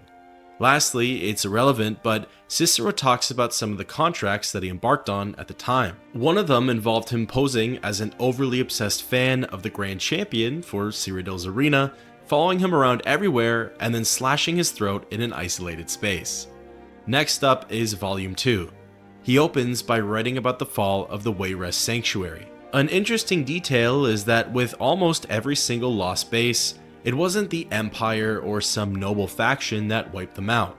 It was usually a group of ruffians, criminals, or outlaws that found and overpowered the Hall. This shows that the Brotherhood has been in a weakened state for quite some time now, and barely has the manpower to defend itself. Whether it was the Legion who got the ball rolling or not is a different story. At this point in time, there are only 3 operating sanctuaries left, one in Falkreath Skyrim, another in Cheydinhal Cyrodiil, and the third in Corinth Elsewhere, although the Elsewhere base soon gets shut down and the guildmates merge with those in Cheydinhal. Things aren't all sunshine and rainbows in the Imperial Province though. Breville, home to the Listener and the Night Mother, currently has a gang war raging between 2 skooma trafficking factions. Rasha, the Hall's overseer, sent 2 members, Garnag and Andronica, to help protect the Night Mother's crypt from any invaders. The next entry takes a turn for the worse though, as Cicero says that after a long time of no communications with the contacts in Breville, Garnag finally returned, but in rough shape and alone. The Listener and Andronica were brutally murdered by the factions, but Garnag was able to drag the Night Mother's tomb all the way to Cheydinhal, where the guild can properly protect her. Next is Volume 3. Important to note is that up until now, Cicero's writings were coherent, intelligible, and pretty sane sounding. It's this diary where you truly get to see him spiral and evolve into who he is now. It starts off with him saying that without a Listener, the guild has been unable to fulfill their duties. They walk the streets and work the corners to compensate, but they're nowhere near as infamous and legendary as they once were. This is likely how Astrid got used to her current methods of obtaining contracts, as when she was brought on as leader, the Night Mother wasn't around to give work. Falkreath had to adapt and evolve, and as such, abandon the old, traditional ways of the Brotherhood. Back to the journal, Rasha, the head of the Cheydinhal Sanctuary, invoked an ancient right to choose a member as the Night Mother's keeper. This member, selected by the Black Hand themselves, ended up being Cicero. This new role meant he was unable to go and embark on new contracts. He was given one last job though, and this is a pretty major factor leading to his downward spiral. He was to go and kill a jester. His duties as keeper had him constantly maintaining and looking after the corpse, also a driving factor as to why he's so protective over the Night Mother. Months and months go by, and yet no Listener was named, causing frustration amongst everybody. The last entry for this volume details his final contract kill, how the jester laughed, screamed, cried, and laughed some more as he was dying. This is a memory that Cicero holds most fondly. Next is Volume 4, and this is where he truly begins his descent to madness. The city of Cheydinhal has exploded with violence and chaos. The guild's numbers have dwindled, and Rasha can no longer keep the Hall together. After this, Cicero writes his first entry showcasing his insanity. He calls the silence deafening, and that it's coursing through his head. He calls the Night Mother's lack of action hatred, rage, and love. The volume continues on, and he details that Rasha has falsely claimed to be the Listener. He couldn't recite the binding words though, proving that he was lying. Cicero then conspired with Garnag and had Rasha killed, which at that point, there were only 3 members left. Doom and hopelessness set in. This is when he starts to hear things in his head, specifically laughter.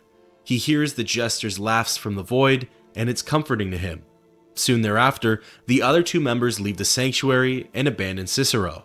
One went to look for food and never came back, while the other was killed in the streets by a bandit. The rest of the entries further cement his madness and insanity. He was left alone, in the dark, with the Night Mother, and the only thing to comfort him was the laughter of the jester. He writes that the old Cicero has died, and the new one is born, a fool of hearts, laughter incarnate. During this time, he pleads with the Night Mother that he'd give anything just to hear her speak. Then finally, there's Volume 5. This is the journal that's needed to progress with the storyline. He begins by writing about how he's finally shutting down the Cheydinhal Sanctuary and traveling to Skyrim. He's thinking about going to the Falkreath base, but notes that he's not a fan of their new way of accepting contracts. This is when he drops some quest vital information. There's apparently another sanctuary up in Dawnstar. His original plan was to set up shop there and rebuild the guild. The journal details how to get inside of the lair. He makes mention of the Hall Guardians, cursed undead warriors sworn to protect the sanctuary. He also writes about a beast that's made the base its home too, and Cicero avoids it at all costs. For a time, the sanctuary suited his needs well, but alas, the deafening silence returned and he decided to move on. His new goal was to correct the Falkreath sanctuary's ways and find the listener. That was a huge lore dump, but now I know why Cicero behaves the way he does, everything he's been through to get here, and his desire to simply see the faction returned to its former glory. With his possible location known though, I return to Astrid. Have you found something? Good, good. Does it say where he may be headed? The Dawnstar Sanctuary? Whatever for. Never mind, it doesn't matter. You need to leave. Now. Every moment counts, so I want you to take my horse. His name is Shadowmere. You'll find him outside by the pool. Let's just say he's one of us. Find Arnbjorn. Make sure my husband's all right. And then send that jester's twisted little soul to the void, in as many pieces as possible. Before heading out, I had a burning question for Astrid. No, nothing. At least, nothing I'm aware of. Well, if I'm being honest, I haven't exactly been discreet lately in expressing my frustration with this whole situation. Obeying the Night Mother, you being the listener, it's ridiculous. No offense. Cicero may have overheard me talking to one of the others about the Night Mother. It's possible I was not entirely respectful. But to go this far, to attempt to murder the leader of a sanctuary, Cicero must pay with his life. There is no other option. With that information out in the open, my opinions are starting to develop and take on a new form. Holding my cards close to my chest for now, I left the sanctuary and walked over to the pond outside. I watched as a horse rose up from the black, murky, bubbling water. I'm very familiar with Shadowmere from Oblivion and was more than happy to make it my steed. I didn't forget that Gabriella handed me a token to use on a fortune teller over in Whiterun, but as it would turn out, that leads to a whole other quest that I'd rather embark on later. So, heading to Dawnstar and following my quest marker, the sanctuary there was located really close to the city and it wasn't hidden at all. I'm surprised that it hasn't been reported by hunters or fishermen. Before progressing further, I learned of a neat little detail involving the summoning of Lucien Lechance and listening to his dialogue. The Keeper is a sacred position within the Dark Brotherhood. Ask yourself, do you trust the wisdom of Our Lady? It would seem that not every member, dead or alive, agree with prosecuting Cicero. Definitely something to take into account. In any case, sitting in a pool of blood just outside of the sanctuary door was a badly wounded Arnbjorn. Should have figured Astrid would send you. Ugh, what gave it away? Yeah, gotta admit that little jester's good with that butter knife. But don't worry, I gave as good as I got. In there, through the door. Some old sanctuary by the looks of it. I would have followed him, but I don't know the phrase. Alright, you convinced me. Doubt I'd be much good to you anyway. The little fop cut me pretty deep. But I slashed him good. Pretty sure I severed an artery. Don't know what you're gonna find in there. But you can probably just follow the blood. Readying myself, I approached the door. What is life's greatest illusion? Welcome Cicero wasn't front and center, but he did leave a trail of blood for me to follow. Listener! Is that you? Oh, I knew you'd come! Send the best to defeat the best. Astrid knew her stupid wolf couldn't sly Cicero. Not too far off from the entrance was a complete set of Jester's clothing, the same set that Cicero wears. Looking at them, they offer slightly different enchantments to the Dark Brotherhood armor. The gloves allow for double the sneak attack damage while using one-handed weapons. The torso piece brings on better prices at 12%, as well as 12% more damage with one-handed weapons.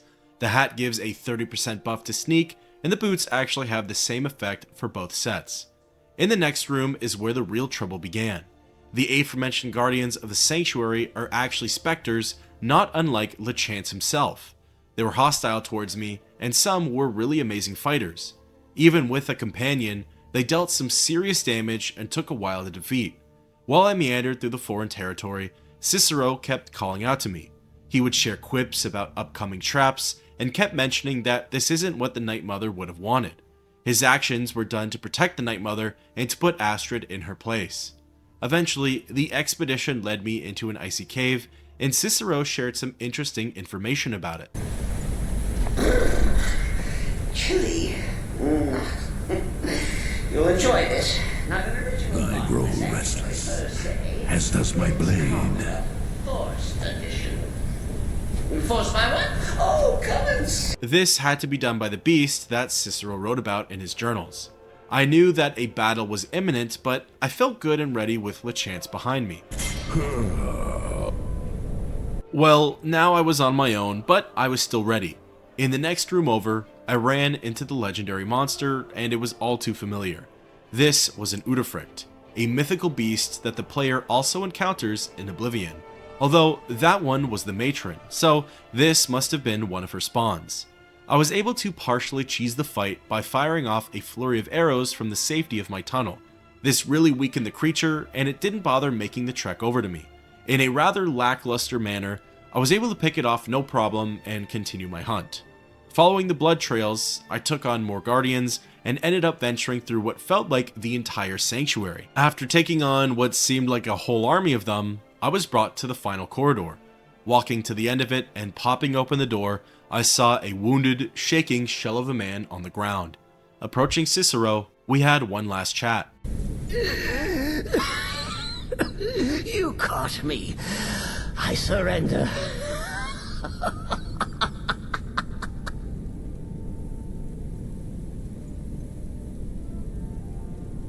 Oh, I like that. Very good, very good. Creative. But killing me would be a mistake. Oh, yes. You would displease our mother. For she's your mother too, isn't she? Listener. Walk away. Let poor Cicero live. Tell the pretender Astrid that you did the job. Stabbed, strangled, drowned poor Cicero. What the little bitty lie. This is where I'm faced with the ultimate decision. Let Cicero live or strike him down. The embodiment of the old ways versus the new ones. In the past, I've always killed Cicero. I've never once let him leave here alive. However, today's the day that things change. I feel as though I've learned so much about him, what he stands for, and the guild values he tries to uphold. He simply wants things to return to the way they were, and Astrid refuses to do so. I don't think either of them are in the wrong though. Clearly, things have been working for the Falkreath Sanctuary, and perhaps the change they've brought on is more efficient. Things need to evolve and adapt in order to survive. On the other hand, Cicero is just trying to protect ancient traditions and customs that the faction has followed since its inception. Astrid has had strong rejections towards them and has even mocked the Night Mother in front of her keeper, a man who's been by her side alone for a very long time. For this playthrough, I wanted to embrace the guild's origins and ceremonies, so I fled Dawnstar and left Cicero's life to the hands of fate. Returning to the Falkreath Sanctuary, Astrid was waiting for me by the entrance. Arnbjorn is safe, and for that you have my thanks. But what of the fool? Is Cicero dead? Excellent. Once again, you've proven yourself a born assassin. Tell you what, why don't you hold on to Shadowmere a while longer? He's a fine steed, and hasn't been ridden nearly as much as he should lately. And now that this Cicero mess has been mopped up, we can get back to the matter at hand, There's just one more target before we strike out at the Emperor. Have you by chance heard of the Gourmet? Read his cookbook? It's become quite a phenomenon. The Gourmet is scheduled to cook for the Emperor at a special dinner. You'll kill him, steal his writ of passage, and assume the role of Master Chef. Festus has been spearheading this part of the assassination plan. He's close to uncovering the identity of the Gourmet. You should report to him. Watch yourself out there. With a white lie to save face, the guild can finally continue with one of its most promising contracts of all time, the assassination of Emperor Titus Mede II. With that, thus ends the quest, The Cure for Madness.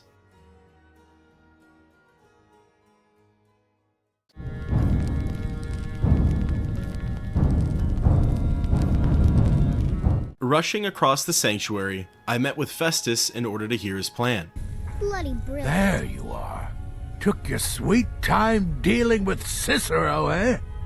Now let's get down to business. Astrid told you about the Gourmet, I hope.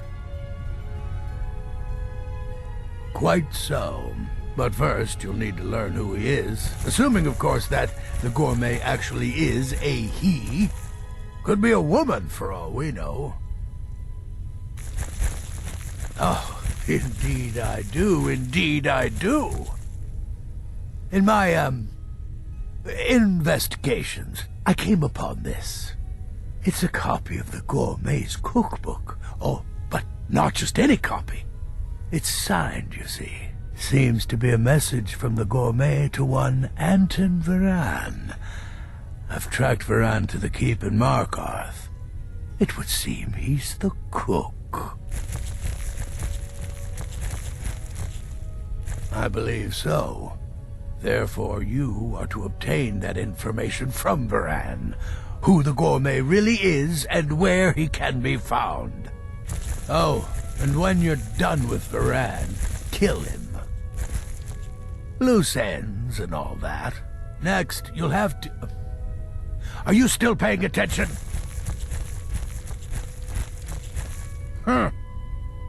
As I was saying, you'll need to kill the Gourmet, of course. But what's more, you'll need to get his writ of passage, so you can take his place. Oh, and if you can, hide his body. The longer it takes for anyone else to determine his real identity, the better. Now off with you. It seems like Krex might be a bigger fan of the Gourmet's cooking than he lets on, but he also knows that business is business. Exiting the sanctuary and popping open the map, I fast-traveled over to Markarth. Scurrying across the city and entering the keep, in classic kitchen fashion, I witnessed Anton Varan trashing his fellow cooks. As soon as Voda left the room, I approached Anton. Who are you? What do you want? The Gourmet? Never. I don't know what led you here, but nothing will betray my trust. I'll take the secret of the Gourmet's identity to my grave.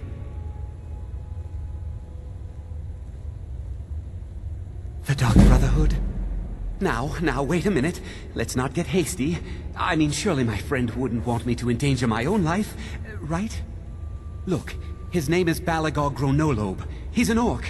The Gourmet's an orc. He's staying at the Nightgate Inn. That's all I know. Now you'll let me go, right? Okay, all right. Wonderful. You're welcome. I'll just be on my way then. With my next target marked, Krex put it perfectly, loose ends and all that. Varan put himself in a pretty comfortable position over by the hearth, surrounded by his helpers. I was trying to figure out the best way to eliminate him, forcing waits, letting the other cooks move around, etc. The perfect opportunity never really came, so I just went with the flow, pulled out my bow, and fired an arrow into his back. Quickly tucking myself away in the adjacent room, the other NPCs expressed their confusion, but didn't care much beyond that. Exiting the keep and popping open the map, Balagog Gronolob was at a fairly secluded inn on the eastern side of the province. Traveling to the Great Lift at Alftand and wandering a short distance southwest, I arrived at the Nightgale Inn. I saw Balagog strolling around outside and approached him for some dialogue. Whatever it is, I'm sure I can't be of help. I'm just here on holiday. What? The Emperor? But Oh, by the gods. No, you can't do this. You can't. Scaring him off, he darted for the inn. I caught up to the orc and performed a backstab, but I guess he made it through the doors on time and got away. Entering the tavern, Gronolob was nowhere to be seen, but the quest marker pointed downwards into the cellar. Walking to the back of the room, the gourmet was cowering behind one of the kegs, fearing for his life. Going up to him and performing yet another backstab, this one actually went through, and the famous chef was no more. Luckily for me, this counted as dragging his body to a hiding place, and just before leaving, I stole his writ of passage. Traveling back to the sanctuary, I rushed over to Festus and gave him my report. So, the prodigal murderer returns. And the gourmet? So I gathered. It seems a certain orc has disappeared, which means you not only killed the gourmet, but disposed of the body as well. Oh, you've got the writ of passage too, I see. Splendid, splendid. Ah, and word has come in from Markarth that the keep's cook has met an untimely demise. You performed your duties to the letter. I was wrong about you. I see that now. Maybe we all were. Here's your payment, and a little something else as well, from me. Consider it my way of apologizing for being so damn curmudgeonly. It's called the Night Weaver's Band. I wore this for years. I want you to have it now. It'll give your magic and sneakiness some much-needed oomph. Now you'd better get a move on and see Astrid. It's time. Time for the final stage of this grand and glorious operation. It's been quite... The gold is nice, and Nightweaver's Band isn't a bad reward either. It fortifies sneak skill for 10%, and destruction magic costs 10% less magicka. Not really up my character's alley, but could be useful to sell for quick gold or for the disenchant. With that, thus ends the quest, Recipe for Disaster.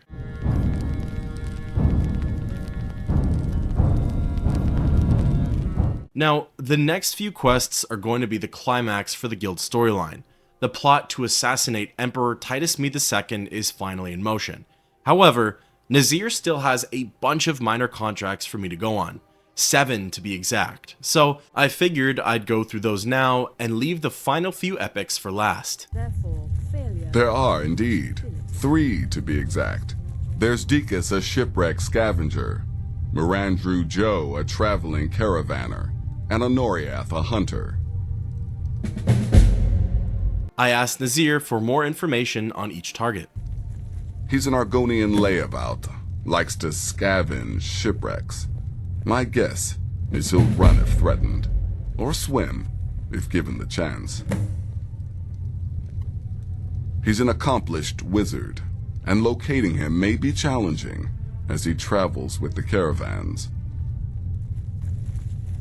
The Wood Elf may run a stall in the city, but he retreats to the plains outside Whiterun to hunt. Kill him there, and no one will bear witness.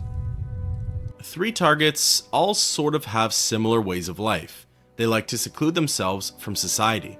The first one I started with was Deekus, the Argonian. Deekus was located northeast of Dawnstar. From the sanctuary, it was a short run over, and I could see that he was currently at work with another shipwreck. His setup here was certainly not bad. He had recovered a lot of treasures from the nearby boat. Approaching him, I wanted to hear some dialogue. You go find your own wreck. This one's mine. You'll have to catch me first. No more. I yield. I yield. Catching him wasn't really that difficult. Not unlike Ennodius Papius, he did the 10-meter death run and simply circled around his camp a bunch. A couple of hits with my enchanted weapons, and Deekus was defeated. One contract down, 2 more to go. Looking at the map, my next target, Mirandru Joe, wasn't far off from Whiterun's Western Watch Tower. Traveling over and galloping to them via Shadowmere, I was about to make my move when a blood dragon swooped down from the sky and saved his hide.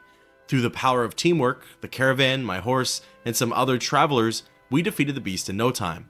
As it would turn out, the dragon's death would act as the perfect distraction for the Khajiit. Mirandru Joe ran over in awe to the pile of bones, and I spoke with him to hear some dialogue. And how may Mirandru Joe assist you, And why would you be looking for me, I am not sure I appreciate your presence here, friend. While they were marveling at the remains, I set myself up for the perfect shot. Unfortunately, my raw bow wasn't powerful enough for the one-shot takedown. Charging it with a soul gem did the trick, but it seemed like no matter my method of assassination, his squad would aggro onto me and charge in for the attack. There was no bounty, but I didn't like the idea of killing NPCs that weren't my targets. After many different attempts, I found the perfect strategy. I drank a potion of True Shot, fired off a well-placed arrow, and then quickly downed a potion of invisibility. Mirandru Joe's companions were none the wiser, and I was clear to move on to my final target. As of this moment, Anoriath was staying somewhere inside the city of Whiterun. Approaching the drunken huntsman and going on in, the Bosmer was fast asleep in one of the side rooms. Wanting to hear his last words, I woke him up and had a brief conversation. You're making me nervous. Is there something you need? Are you threatening me? Walk away, fool. It's not worth it. My first attempt was sloppy, and I knew that it probably wasn't going to work. Attempt number 2 went better than expected though. One well-placed arrow did not do the trick, but I never received a bounty, and Anoriath just stood there holding his weapon. Finally, he lunged in for the counter, but I let off one more arrow into his chest, taking down the Bosmer for good. All 3 targets defeated, I returned to the sanctuary and reported my success to Nazir. No arrows protruding from your skull. Can I assume Anoriath is dead then? There is no challenge that magic... Personally, I've always found Argonians to be incredibly unpredictable opponents, especially near water. In any event, nice work. Here's your payment. Ah! Well done, well done. Those caravanners can be an elusive bunch. Takes a fair bit of stalking to take one down, but then, that's half the fun, isn't it? Here's your payment. Well earned indeed. Ah, so the hunter came to know the fear of the hunted, Your payment, my friend. Well done. I certainly won't complain about being 1,200 septims richer. Thus ends the quests, kill Deekus, Mirandru Joe, and Anoriath.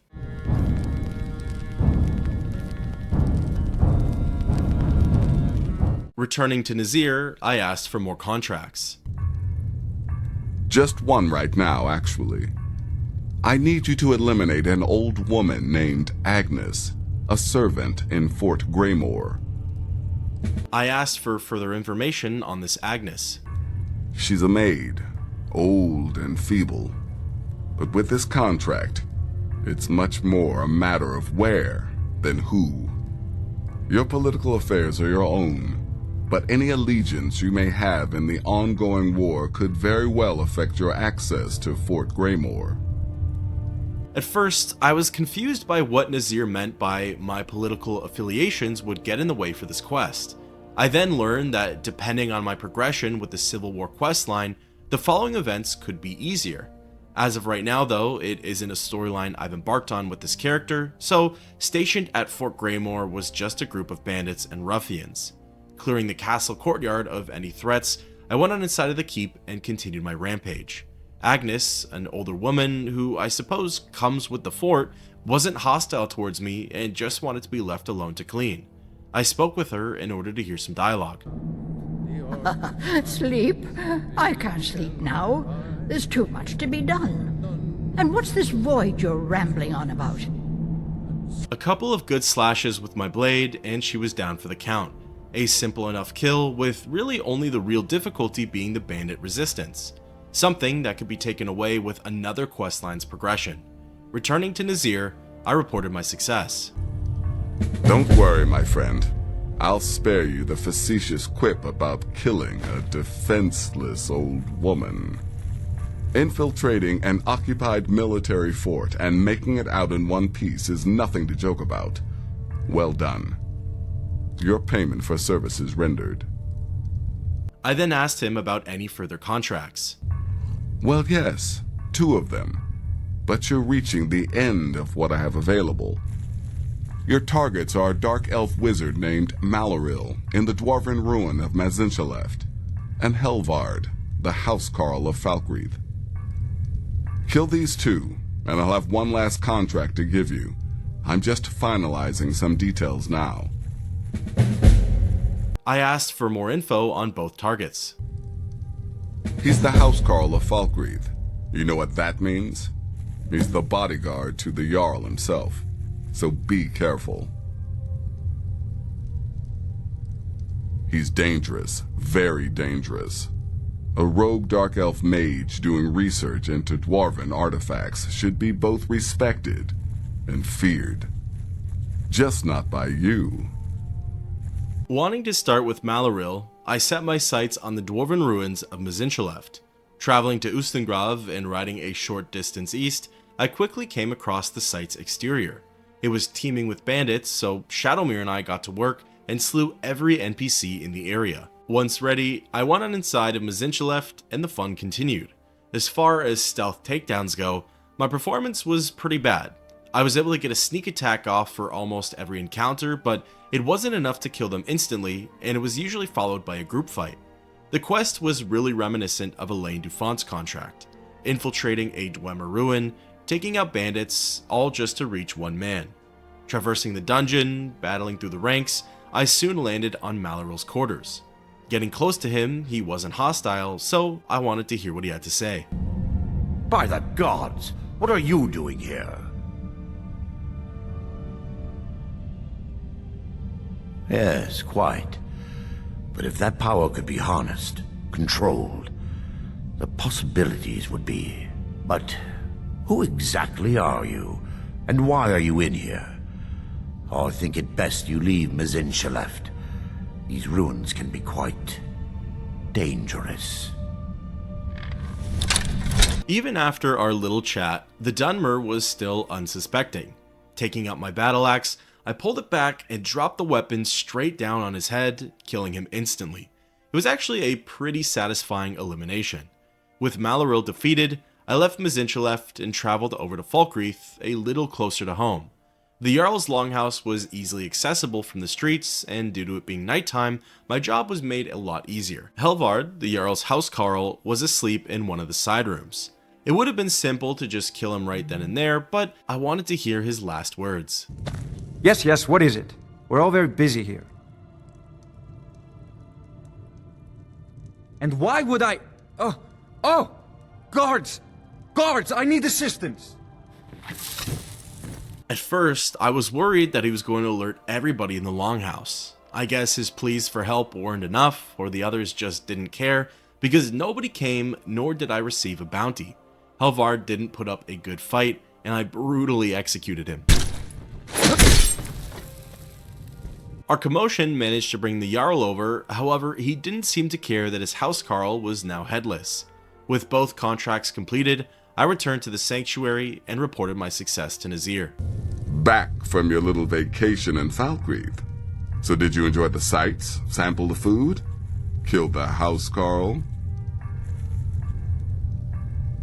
I hope the elf didn't give you too much trouble. I once got set on fire by a sorcerer. Nasty business, that. But I digress. Here's your payment. Well, that's sure to throw a branch into Falkreath's well-oiled political machine. Here's your payment. Well earned as always. At this point, there's only one simple contract quest remaining. Thus ends the quests, kill Maluril and Helvard.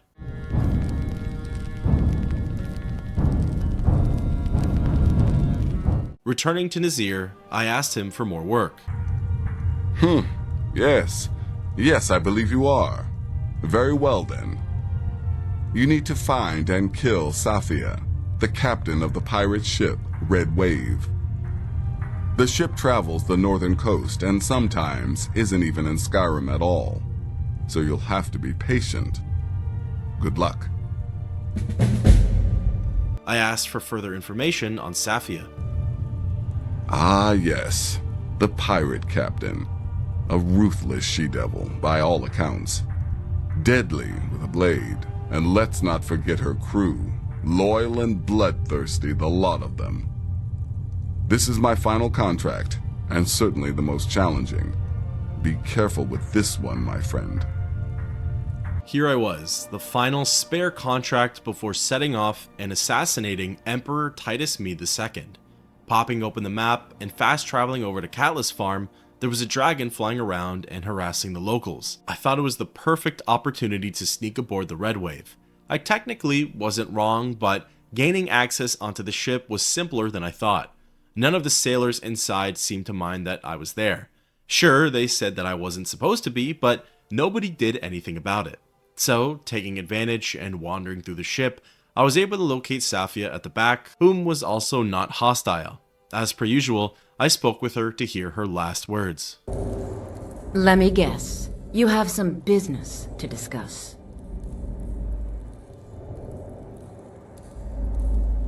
Sithis? Let me guess. In the void. By the gods, you Dark Brotherhood are a predictable lot, aren't you? Okay, here's how this works. You try to assassinate me and I kill you. Horribly.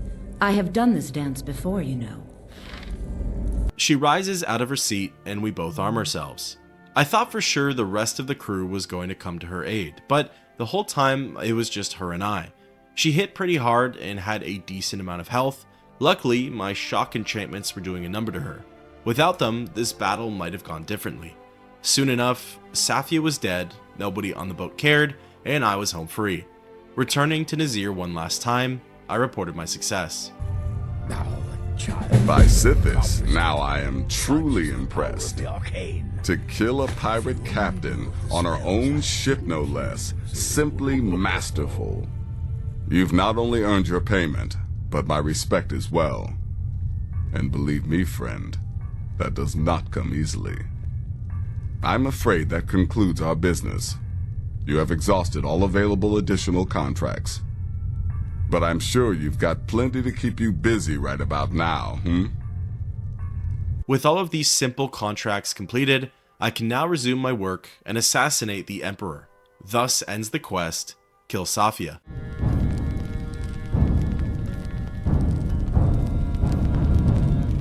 With no more delays, I rushed over to Astrid and asked to hear the plan. So it's done. You've killed the gourmet. And now, Titus Mede II is as good as dead. Oh, yes. And I've decided you will have the honor. Oh, I have the utmost faith in your success, believe me. So let's begin. Go now to Castle Dower in Solitude. Present the gourmet's writ of passage to the officer in charge, Commander Marrow. I'm sure you remember him. You'll gain unrestricted access to the kitchens, and then the Emperor. You're posing as a chef, so you'll be able to poison his meal rather easily. Here, take this. It's called Jarren root. All it takes is one taste, and the effects are quite immediate. The Emperor will be serving Sithis before he even knows he's dead. Once Mede has been killed, escape through the upper door and across the bridge. I've arranged for it to be unguarded once the alarm is sounded. Now go, my friend. Go and fulfill your destiny as listener. Excited for what's to come, I left the sanctuary and fast traveled to Solitude. Running over to the keep, I could hear the Penitus Oculatus agents complaining about the rest of the Legion. They called them lazy and useless, and they were worried that they couldn't protect the Emperor. And you know what? They were right. Strolling over to Morrow, I had a little chat with him. Stop right there. The tower is off limits until further notice. What's this now? Order of His Eminence, possessor of these papers, the Gourmet. By Azra, the Gourmet. I'm sorry, I didn't realize. We had no idea who to expect. You understand, you're not dressed as I would have suspected. But please, don't let me keep you. Proceed to the kitchen straight away. Gianna, the castle chef, has been eagerly awaiting your arrival. Azra is right. This is going to be good. He didn't seem like a man who just lost his quote-unquote treacherous son, but I suppose everybody grieves differently. Entering the Emperor's tower, I meandered through the halls and spotted Gianna. Pulling my act together, it was finally go time. Not another delivery. I told you people our stocks are fine. Now put whatever you have over there, then get out. The Gourmet? Oh, finally. When I heard the Gourmet was being brought in to cook for the Emperor, I could hardly believe it. It's just... You're a high elf? Oh, I never would have guessed it. So many of your recipes are clearly aimed at the common folk. It just seems... Oh, well, actually, you're not. Wearing a chef's hat, I mean. There's one right over there on the shelf. You can't very well cook without it. Fair enough. Wouldn't want to spoil the dinner with some hairs in it. Or my hairs, at least. Choosing a hat, I vaguely remembered that I could absolutely botch the upcoming dish. So of course, that's what I wanted to do. Oh, just look at you. Absolutely brilliant. Now you're just as I imagined. Oh, yes, but of course. The Emperor has requested your signature dish, the potage le magnifique. I've taken the liberty of getting it started. But the cookbook only says so much, and everyone makes the potage differently. I would be honored if we could make it the Gourmet's special way. The base broth is already boiled. We can get started right now. So, which ingredient should I add next?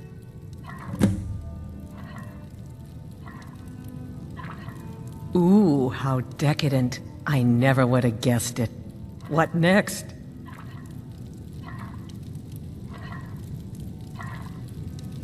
Vampire dust? Seriously? Yes, I guess I can see how that would add a more earthy texture. And oddly enough, we do have some on hand. All right, what next then? A giant's toe? You're sure about that? Of course, I'm sorry. One giant's toe, there. What next? A septum? As in a gold coin? Really? Ah, I see now. That would give the potage le magnifique a slightly metallic but delicious aftertaste. Ha! Simply brilliant.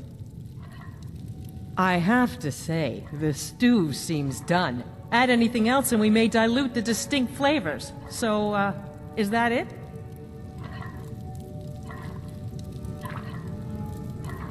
Oh? What is this? Some kind of herb? Are you sure? The potage tastes perfect as it is. Any other ingredient might... I'm sorry. Of course, it's your most famous recipe after all. All right then, your secret ingredient's been added. And if I may say so, it has been an honor getting a chance to prepare a meal with, well, the best chef in the entire Empire. I'll carry the stew pot and lead the way up to the dining room. I'm sure the Emperor and his guests are dying to meet you. With my signature chef's kiss dish in hand, I followed Gianna through the castle. This was it, the big moment, assassinating Emperor Titus Bean II. The Brotherhood would go down in history for this one, right beside the execution of Pelagius. As we neared the dining hall, I could hear the Emperor speaking with some of the noblemen and women. As we stopped outside the door, Gianna instructed me on what to do. Here we are. Gods, I'm nervous. We'll go in just a moment. Please, I'll serve. You just stand there and be amazing. Yes, an unfortunate turn of events that, but an isolated incident.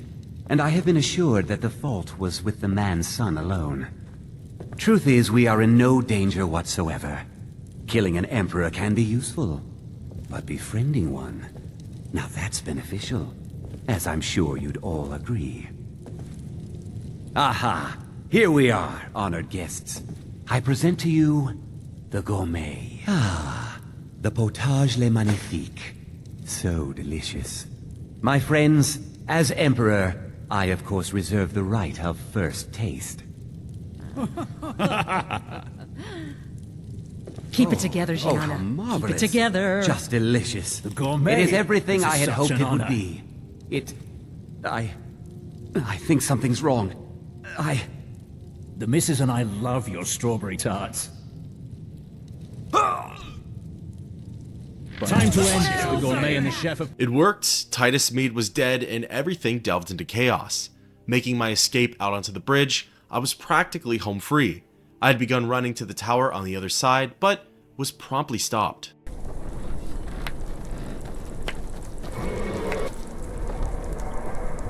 That man was, by far, the most insufferable decoy the Emperor has ever employed. I'm glad he's dead, but I'm even happier that you killed him.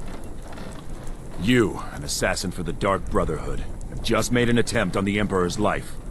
Would have succeeded had it been the real man. Surprised? So was I when a member of your family came to me with a plan. We worked out a deal, you see, an exchange. I get you, and the Dark Brotherhood gets to continue its existence. But you know what?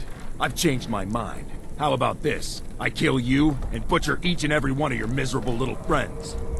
Your sanctuary's being put to the sword right now. That's what I think of this deal.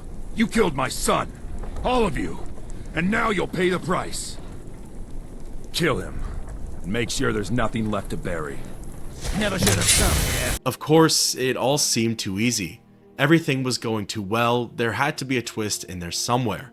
Who could this traitor have been, and why would they have done such a thing?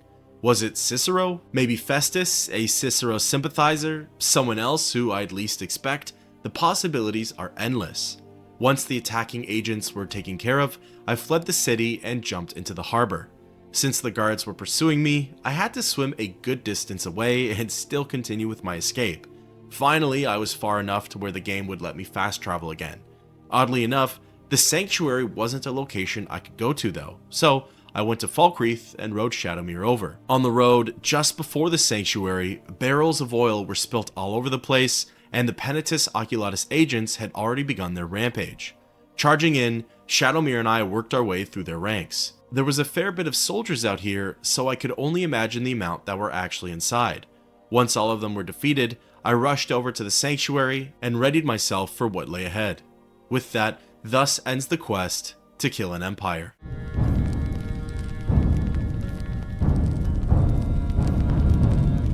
Pulling out my blades, I approached the door and went on inside.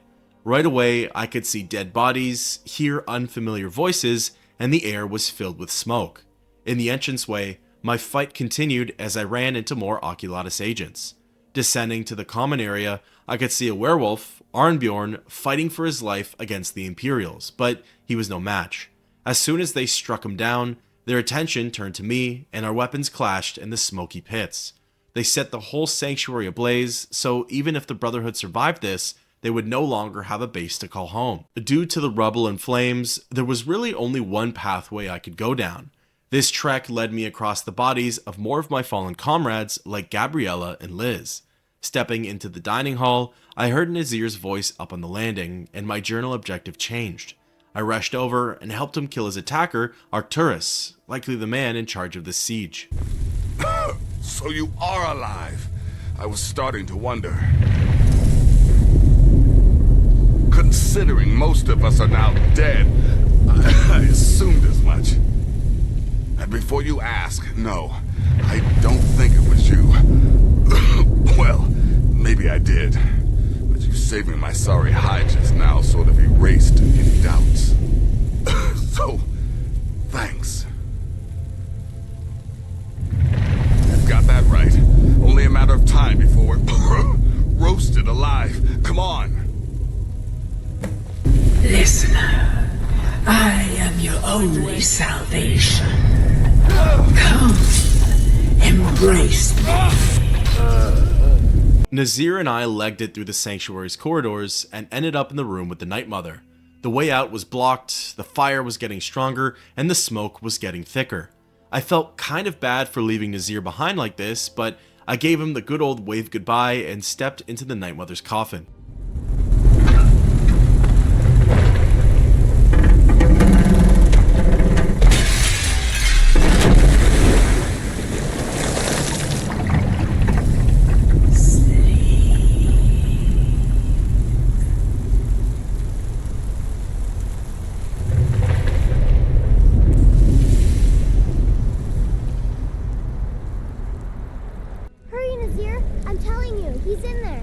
I'm going as fast as I can, you stupid she-devil.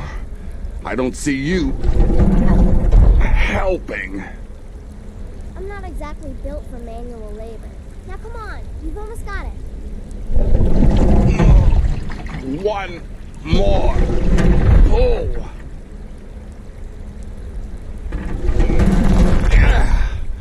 There. Can you get it open?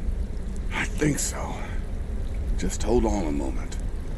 You must speak with Astrid. Here in the Dark Brotherhood Sanctuary.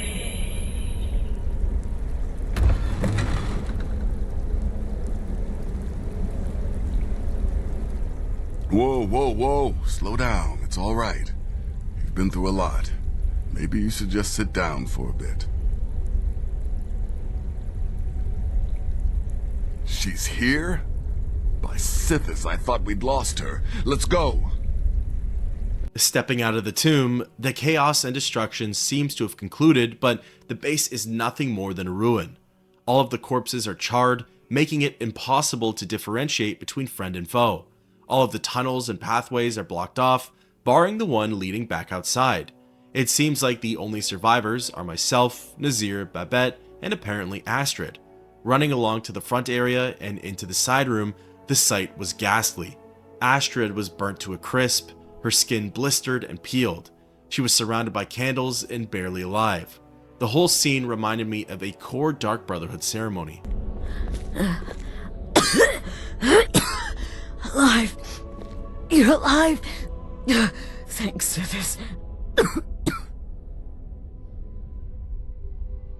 Shh. Please. There is much I have to say, and not much time. I'm sorry. So very sorry. The Penitus Oculatus. Marrow. He said that by giving you to them, he would leave the Dark Brotherhood alone. Forever. Oh, my Sithis, I was such a fool. All of this, it's all my fault. You are the best of us, and I nearly killed you, as I've killed everyone else.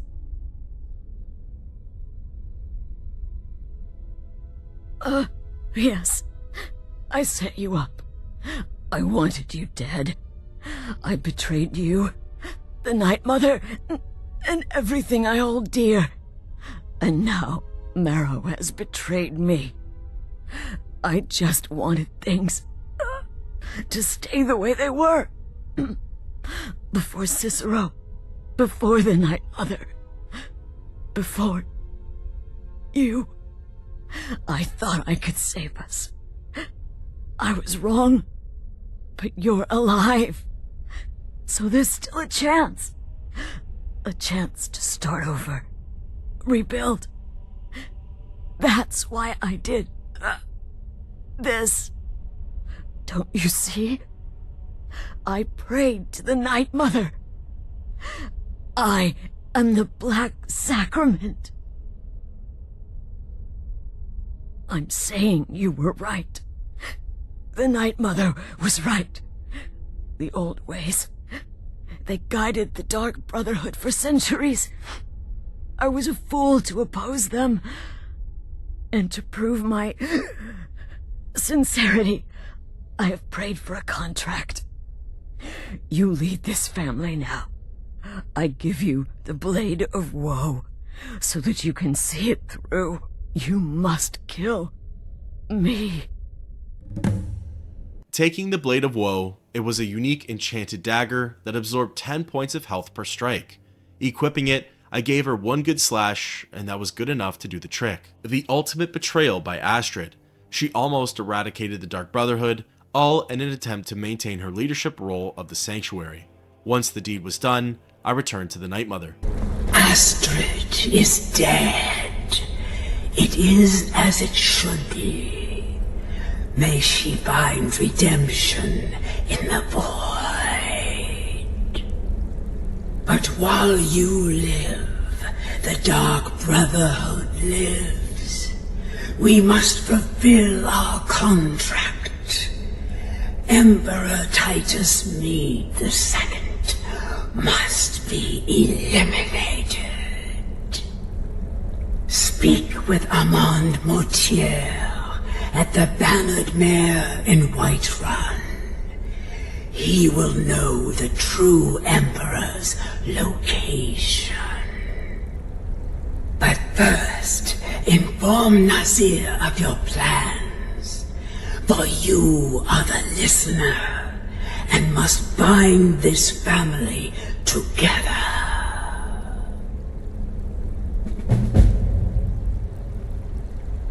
Interestingly, even though we just about lost everything, the Night Mother is still insistent that I meet with Mortier. With that, thus ends the quest, Death Incarnate.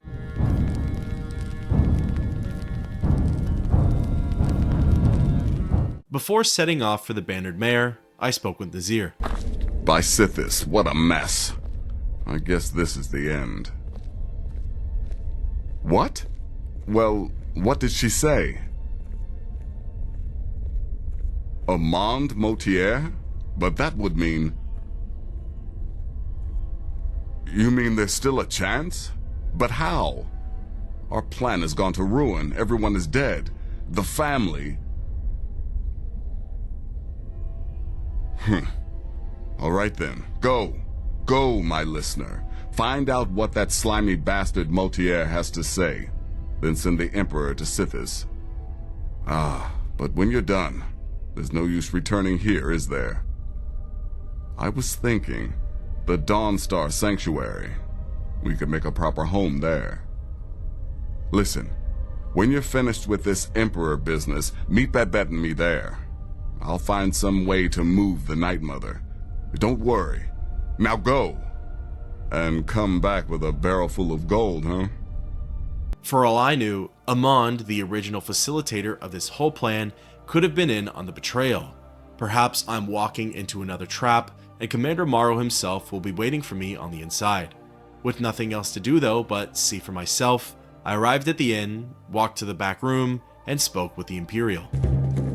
What is it? I said I didn't wish to be disturbed. By the gods, you're alive!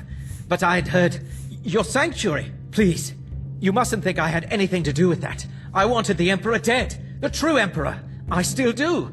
It was Morrow. You mean after all that's transpired, the Dark Brotherhood will still honor the contract? Why, this is astounding news! Wonderful news! The Emperor is still in Skyrim, but not for long. He's on board his ship, the Kataraya, moored offshore in the Solitude Inlet. But you must hurry. If you can get on board that ship, kill Titus Mede II, as contracted. I will reveal the location of the dead drop that holds your payment. I asked Mortier some follow-up questions. Yes. I can imagine you'd want to settle that score. Last I heard, he was at the Solitude docks conducting the Emperor's departure. Of the scourge that has sullied our hopes and our Ah, yes. I can imagine you'd want to settle that score. Last I heard, he was at the Solitude docks conducting the Emperor's departure. Surely you're joking. This is the true Emperor, not some half-septim lookalike. He'll be surrounded by elite bodyguards, I'm sure. You'll have your work cut out for you. Still, everyone assumes the Dark Brotherhood has been completely destroyed. They may be a bit more lax than usual. Well, I don't know. It's in the Solitude Inlet. That's the channel just north of the docks. I suppose you should go to the docks and swim? Well, for now, it seems like Amon's intentions are pure, if that's even the proper way to put it. He still wants the Emperor dead, and what better way to prove to Tamriel that the Brotherhood is alive and well? Accompanying Titus Meade's assassination is the death of Commander Morrow, which I was more than happy to facilitate. Traveling to the East Empire Company's warehouse, the leader of the Penitus Oculatus was standing guard on the docks just in front of the Red Wave. I approached the Imperial and let him know that I was here for him. By the gods. You! But it can't be. You're dead. You! He took out his greatsword and began swinging it around. Shadowmere charged over to help me deal with him, and together we disposed of Morrow quickly. For a commander, he certainly wasn't tricky to handle, and none of his nearby allies even came to his aid. With time being of the essence, I galloped over to the Catarrhia and swam out to the boat. Locating the anchor's chain, I was able to climb through a hole and sneak onto the ship. A majority of the enemies I faced here were sailors. They weren't exactly skilled fighters, and most made the choice to run and hide when they spotted me. Here and there, I'd run into the odd Penitus Oculatus agent. Of course, they're trained warriors, so they were a little trickier to face, but when I took them by surprise, they weren't any issue. Eventually, I ran into Captain Avidius, the toughest NPC thus far on the Catarrhia. He was the only one, again so far, that put up a decent fight. Of course, that would change when I made my ascension to the deck. Here, there was nowhere for me to hide, and my presence was immediately made public. There were quite a few enemies to take on, and they swarmed me with their swords, spells, bows, and arrows. Finally, I killed the last one, and I was clear to search for something special. An awesome viewer informed me of Windshear, the enchanted scimitar. After looking around for a bit, I found it lodged into the bowsprit of the ship. This was a blade I didn't even know existed, and boy am I thrilled to have found out about it. It has the chance of knocking down an enemy by bashing them. Bashing isn't really an attack style I've messed around with much, so it was neat to get to exploit it with this weapon. When the enchantment worked its magic, it was perfect. My opponent was temporarily paralyzed, and I was free to hack away at them. Windshear was a beautiful sword, and I was really excited to have it in my arsenal. Soon enough, all of the enemies aboard the Catarrhia were dead, and my pockets were full of loot. It was finally time to confront the Emperor. I approached Titus Meade II's chambers and went on in. And once more I proved Commander Morrow the fool. I told him, you can't stop the Dark Brotherhood. Never could. Come now, don't be shy. You haven't come this far just to stand there gawking. But of course, you and I have a date with destiny, but so it is with assassins and emperors, Yes, I must die, and you must deliver the blow. It is simply the way it is. But I wonder, would you suffer an old man a few more words before the deed is done? Well, I thank you for your courtesy. You will kill me, and I've accepted that fate, but regardless of your path through life, I sense in you a certain ambition. So, I ask of you a favor. An old man's dying wish. While there are many who would see me dead, there is one who set the machine in motion. This person, whomever he or she may be, must be punished for their treachery. Once you've been rewarded for my assassination, I want you to kill the very person who ordered it. Would you do me this kindness? Thank you. Now, on to the business at hand, I suppose, I suppose the kill is going to be easier than I thought. Titus Mead seems at peace with his destiny and is accepting of his fate. It reminds me a lot of a certain emperor from the last game. Titus's last request is to Uno reverse Amon Motier, something I could certainly see myself doing. Before striking him down, I continued to fill my pockets and explore what was left of the Kataraya. Apart from gems, gold, and robes, there wasn't anything super exciting. So, getting down to business, I went up behind the Emperor and lodged my blade into his back. Sort of. Either way, he was dead, and the Dark Brotherhood's legacy was forever cemented. Exiting the Kataraya, I popped open the map and fast-traveled over to Whiterun. Entering the Bannered Mare and approaching Motier, I informed him of the good news. Aha! You're back. I know! I received the news not moments ago. Ha ha! This is glorious! My friend, you may not realize it, but you have served the Empire, indeed all of Tamriel, in ways you cannot possibly imagine. But you care little for politics, am I right? You want money, and money you shall have. Your payment waits for you at a dead drop. It is inside an urn, in the very chamber where we first met, in Vollenrud. Now please, go. Collect your money, and let us never look upon one another again. Our business, thank the gods, is concluded. Before setting off for my reward, I honored Titus's last request and struck down Amon. This felt fair, as now neither man could reap the reward for the other's assassination, and as for me, I could reap the rewards for both. Traveling to Vollenrud and entering the crypt, I descended to the chamber where I first met with Amon, and sitting in the middle was a giant urn. Looking inside, there was a whopping 20,000 septums for the taking. This amount was life-changing for my character and could fund the expenses for many more of my future travels. Gold in hand, smile on my face, I fast-traveled to the Dawnstar Sanctuary.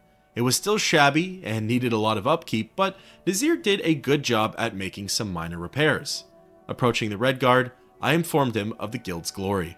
Well, what word of the Emperor? Truly? Could you have brought us more wondrous news? Recent events notwithstanding, this is a happy day for us, my friend. Despite your misfortunes, you stayed true to the Dark Brotherhood. You've saved us all, and for this, you have my eternal thanks. Now, of course, I must ask, killing the Emperor, how much did Motier pay for such a thing? Unsure of whether or not he was going to ask for a cut, I chose to be selfish and only told him 10,000 drakes. Ha! Clearly we should have killed that old bastard years ago. Now, might I offer some advice? You should go to Riften and find Delvin Mallory. I believe Astrid had you visit him once before. Mallory is an expert obtainer of goods. We can use the money to repair and refit this sanctuary. Make a true home for us, huh? You do that, and I'll see what I can do about recruiting some new additions to our family. With that, thus ends the quest, Hail Sithis.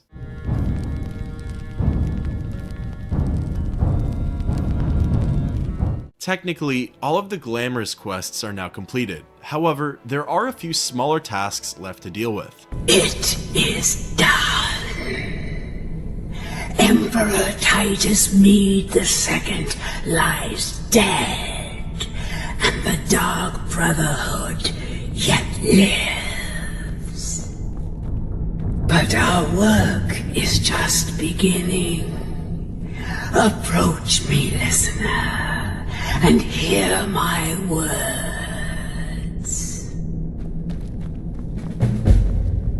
Before heading off to the Ragged Flagon and dealing with Delvin Mallory, I approached the Night Mother and heard what she had to say. Yet another child has prayed to their mother.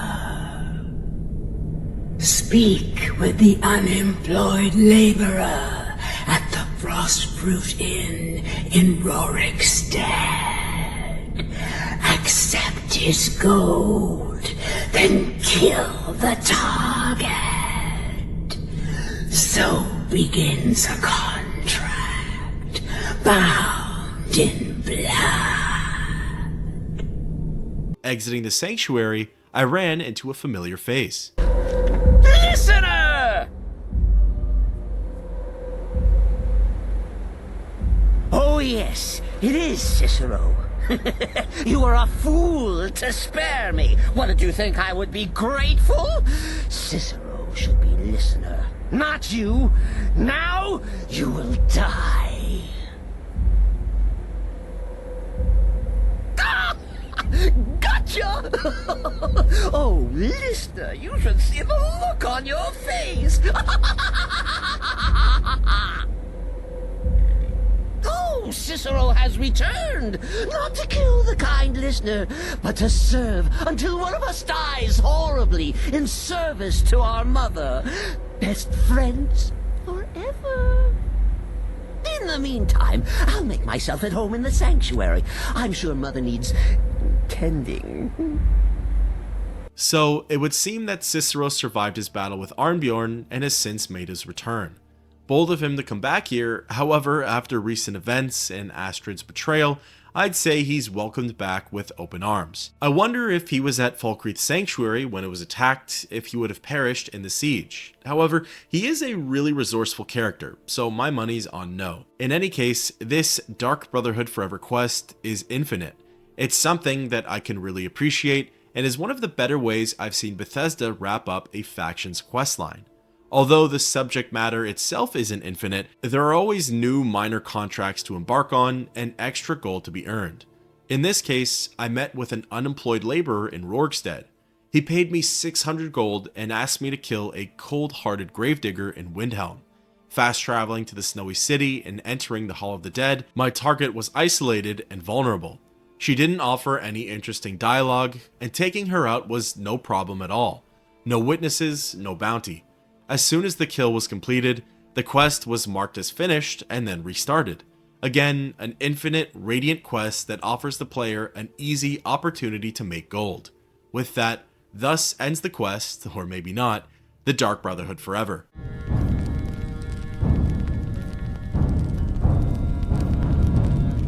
The next matter of business is speaking with Delvin Mallory at the Ragged Flagon. Traveling to Riften and descending to the Ratway, I located the Breton and we had a little chat. Come back later, and I may have some work for you. The Dawn Star Sanctuary. Is that where you lot are holding up? Tell you what, it'll cost you.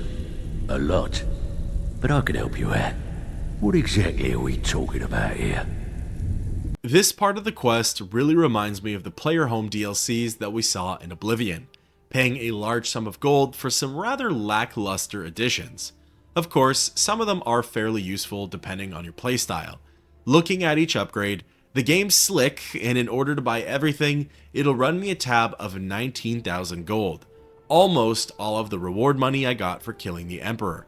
If I wasn't such a completionist, I would have quickly walked back the way I came in. Some examples of upgrades that I think are just a money grab are the separate entrance to the Sanctuary, which costs 5,000 gold. To me, that's pretty outrageous. Then there's 1,000 gold for banners, a simple cosmetic addition. Although the master bedroom for 3,000 septums is okay, but the torture chamber for 5,000 is pretty worth it in my opinion, as you'll soon see why. In any case, once all of the upgrades were purchased and Delvin was spoken to once more, he told me that there's nothing left he can offer me. With that, thus ends the quest, where you hang your enemy's head.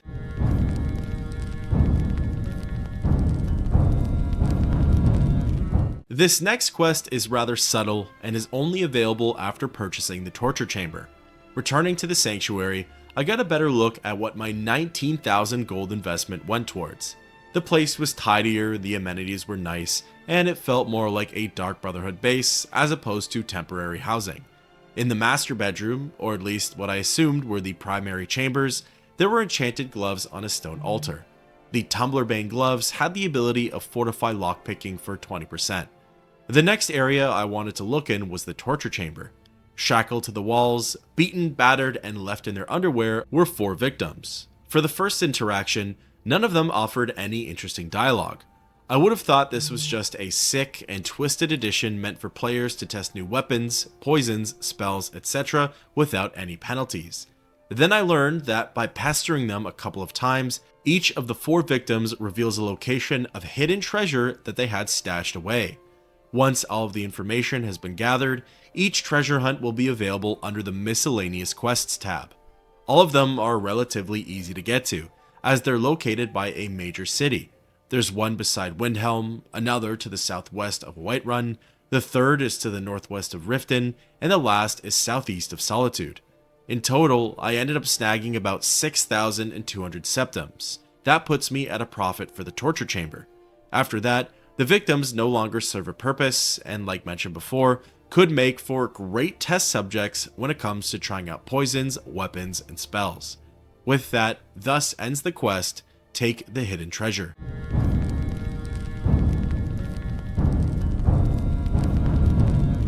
Now we move on to the final mission for this video.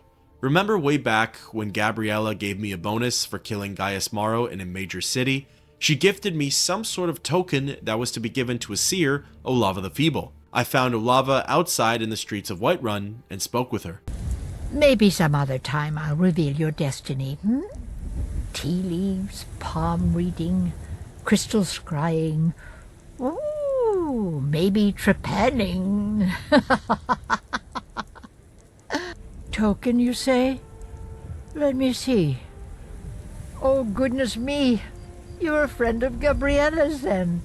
Well, I guess we both know why you're here. Well, yes, I surely can. It's not something I do lightly, mind you, and it's not as specific as you might want, but yes, I will do this for you. Please, relax. Free your mind. Yes, that's it. There's a cave.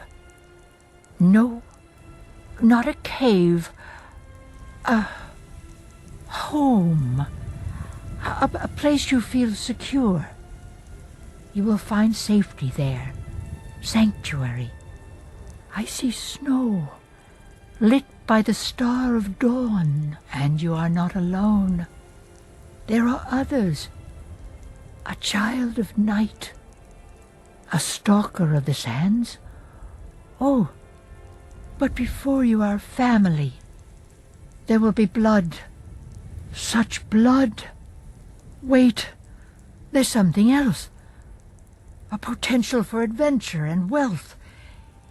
It is a ruin, ripe for the plunder. Deepwood Redoubt, far to the northwest. Through there is Hag's End, the last resting place of an assassin of old.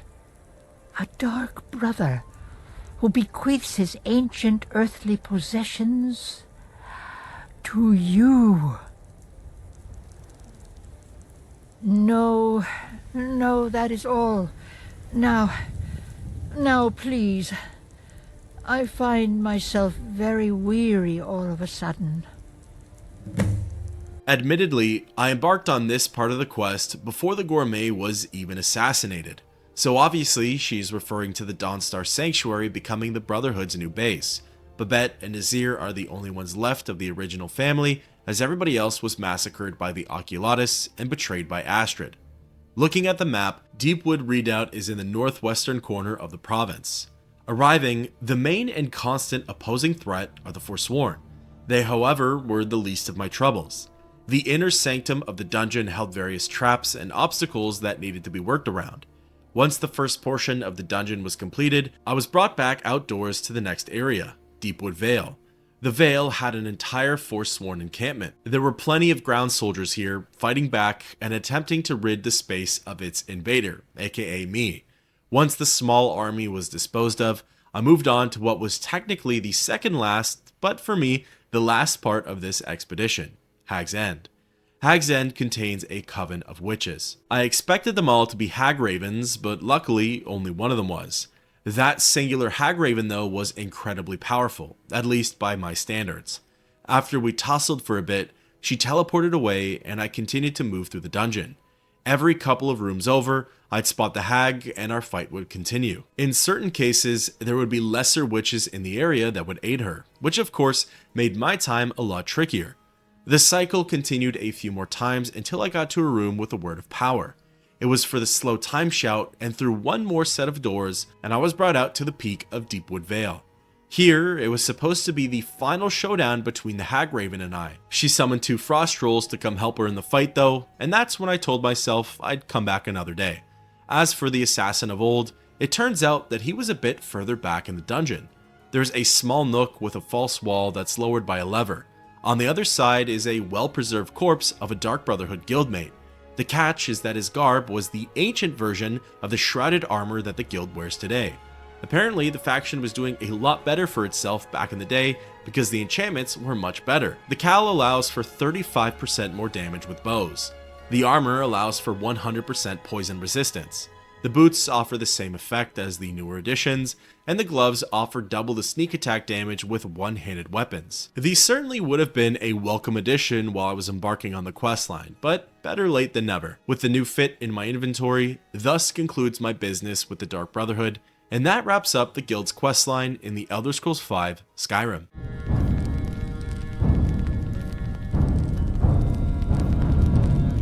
Where to begin? I loved this questline. The Dark Brotherhood was my favorite faction in Oblivion, and it's likely going to be my favorite faction in Skyrim. I've got to play through the other ones first in order to make that call, as it's been such a long time, but I'm pretty confident in my judgment. I'll be honest, I don't have a lot that I disliked. It's barely much at all, but I'll start with those, then move on to what I liked, and then finish with my overall thoughts. The only thing that comes to mind for potential dislikes are the simpler contracts, or simply put, Nazir's quests. I didn't have a problem with their structure necessarily, but more so the way in which I found out about them and their lack of creativity. Important to note is that it's just my opinion, you're entitled to your own, and more than welcome to let me know how you felt about everything down in the comments. For the first few quests, Astrid specifically directed me to Nazir for work. This was kill Narfi all the way up until kill Hern. After that, nobody told me to go and speak with him again, and I was solely focused on the Emperor's plot. Had I known that he had more work to offer me, I probably would have done it at a better time instead of breaking up the climax of the questline like that. It's probably more of a me issue than anything anyways, and it's very minor, but I guess it would have been nice to know that there were extra contracts available whenever I wanted them. Now, the more important matter is that I felt like they were lacking in fun. They felt very mechanical and straight to the point. A lot of them didn't have that spark of creativity that I feel like we see in Oblivion's Dark Brotherhood minor contracts. The Lurbuk, Hern, Helvard, and Mirandu Joe contracts were interesting, but the rest felt a little lackluster to me. I suppose I wish some of them had some sort of flair and flashiness to them, like Mourning Never Comes had. Funny enough, the Elaine Dufont kill was less interesting to me than the extra Nilsine Shattershield favor, but I digress. I guess it was nice to hear from Uiri, her side of things, and her reasoning for wanting these people dead. Maybe if we got that sort of treatment with a couple of the simpler contracts, my attention would have fully been captured. There seemed to be this spectrum of not a lot of information given, go and kill this person, to here's everything you need to know and more, plus a bonus on the side if you do something specific for me. Maybe I would have liked to have seen more middle ground for some of them, or perhaps more bonuses for the contract quests. Maybe if Lurbuk was killed while he was performing, there would be extra gold in it for me. Perhaps if Hern was killed but Hurt was left alive, I'd get a neat enchanted ring. Those are the sort of above and beyond things I would have liked to have seen. Now, let's talk about what I liked, and there's a lot. For starters, the initiation into the faction, in my eyes, was really well done. It was different enough from Oblivion's and not as predictable. I really appreciated how Bethesda let the player choose their path of good and evil, eradicate the Brotherhood, or embark on this dark, sinister journey. This works perfectly for those role-playing characters who morally lean one way or the other. Next, the whole subplot of the old ways versus the new ones is a detail I've never noticed or paid attention to until playing through the questline this time around. I knew the surface of it. Astrid didn't want to give up her power and Cicero wanted things to be more traditional, but I never cared to look at the full story. how the Brotherhood was currently functioning, the chain of command, the means of obtaining contracts, why they never showed up to the Aretino residence, etc. Then you have Cicero, his journey, as well as what he's seen and been through. He knows firsthand that working the streets and networking for contracts is nowhere near as efficient and promising as listening for the Black Sacrament is. He's seen the guild fall apart, and knows that if the Falkreath Sanctuary only just followed the traditional values, the faction could easily be returned to its former glory. When the bigger picture is looked at, it's all really neat and well developed. On a similar topic, there's of course Cicero's journals.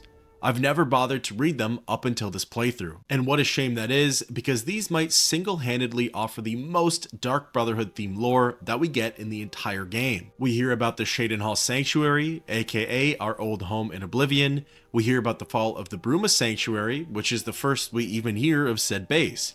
We learn about the current climate of Cyrodiil cities, the very same streets that we walked on as the hero of Kvatch 200 in-game years ago. Breville falls to warring skooma-dealing factions, the listener is killed, and the Night Mother is dragged to Shadenhall. Shadenhall soon becomes a war zone itself, and Cicero bides his time before coming to Skyrim. As a guy who loves to hear about the in-game lore, especially when it deals with things I've been involved in, this was a dream come true. Of course, then you have the main plot itself, to kill the Emperor. I can't think of a better final boss to have to take out. Emperor Titus Mede II. The build-up to get there was great, killing his cousin at her wedding, assassinating the commander's son, finding and disposing of the gourmet. Then you have the decoy, the twist of events, everybody back home being put to the sword. To me, it was just the perfect string of plot lines. My attention was wholeheartedly captured, and I enjoyed every moment of it. Amon Motier, the guy in charge of it all, likely had bad intentions for wanting Titus killed. It was probably to put someone he had better connections with up on the throne, or maybe even himself up there, who knows. However, there's a really great theory that Amon was doing this not for selfish reasons, but for the good of the Empire. Putting a young, daring, and fresh emperor on the throne has the potential to turn the tides of the Cold War with the Thalmor, and maybe even influence Skyrim's own civil war. The theory goes further and suggests that Titus Mede II was in on the plot too, as the empire he inherited and had to look after was frozen at a low point. His hands were tied with the White Gold Concordat, and his death could bring a revolution to this unfair treaty. That's why he acts so nonchalant when the faction comes for him and accepts his fate. Although, like I once said, that seems to be a common trait amongst emperors. The issue with Titus's involvement is why would he request the player to kill Amon Motier afterwards if Mede was the true facilitator of this whole thing? Maybe he knew Motier would be dumb enough to actually spearhead the plot, and therefore couldn't be trusted to remain on the Elder Council any longer. Moving along, I thought the characters in the family were pretty interesting, and a lot of them had their own unique personalities, so that's always a plus for me. Astrid had depth, Cicero was unpredictable, Festus was moody, Babette was terrifying, and Arnbjorn was angry. I mentioned it while I was playing through the Dark Brotherhood Forever, but I really liked the direction they went with for the endgame Radiant quests. Instead of Oblivion's route of collecting money once a week and performing a lackluster task, it was nice to actually get to go out on these simple assassination contracts and feel a little immersed. To me, it's always a bummer when an entire storyline ends and the world goes on as if nothing even happened. It's good that there are always quests to embark on and extra gold to collect.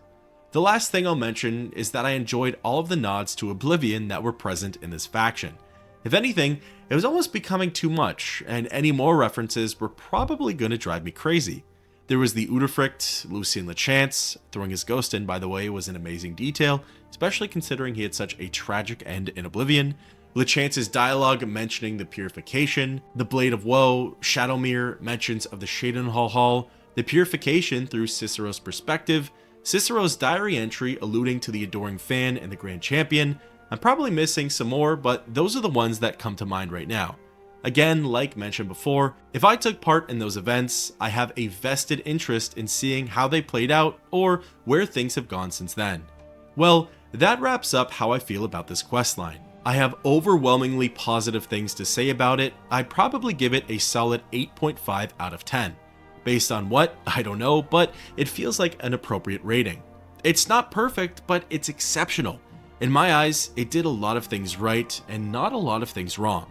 I'd love to know your opinion on the Dark Brotherhood storyline down below, and until next time, keep on adventuring.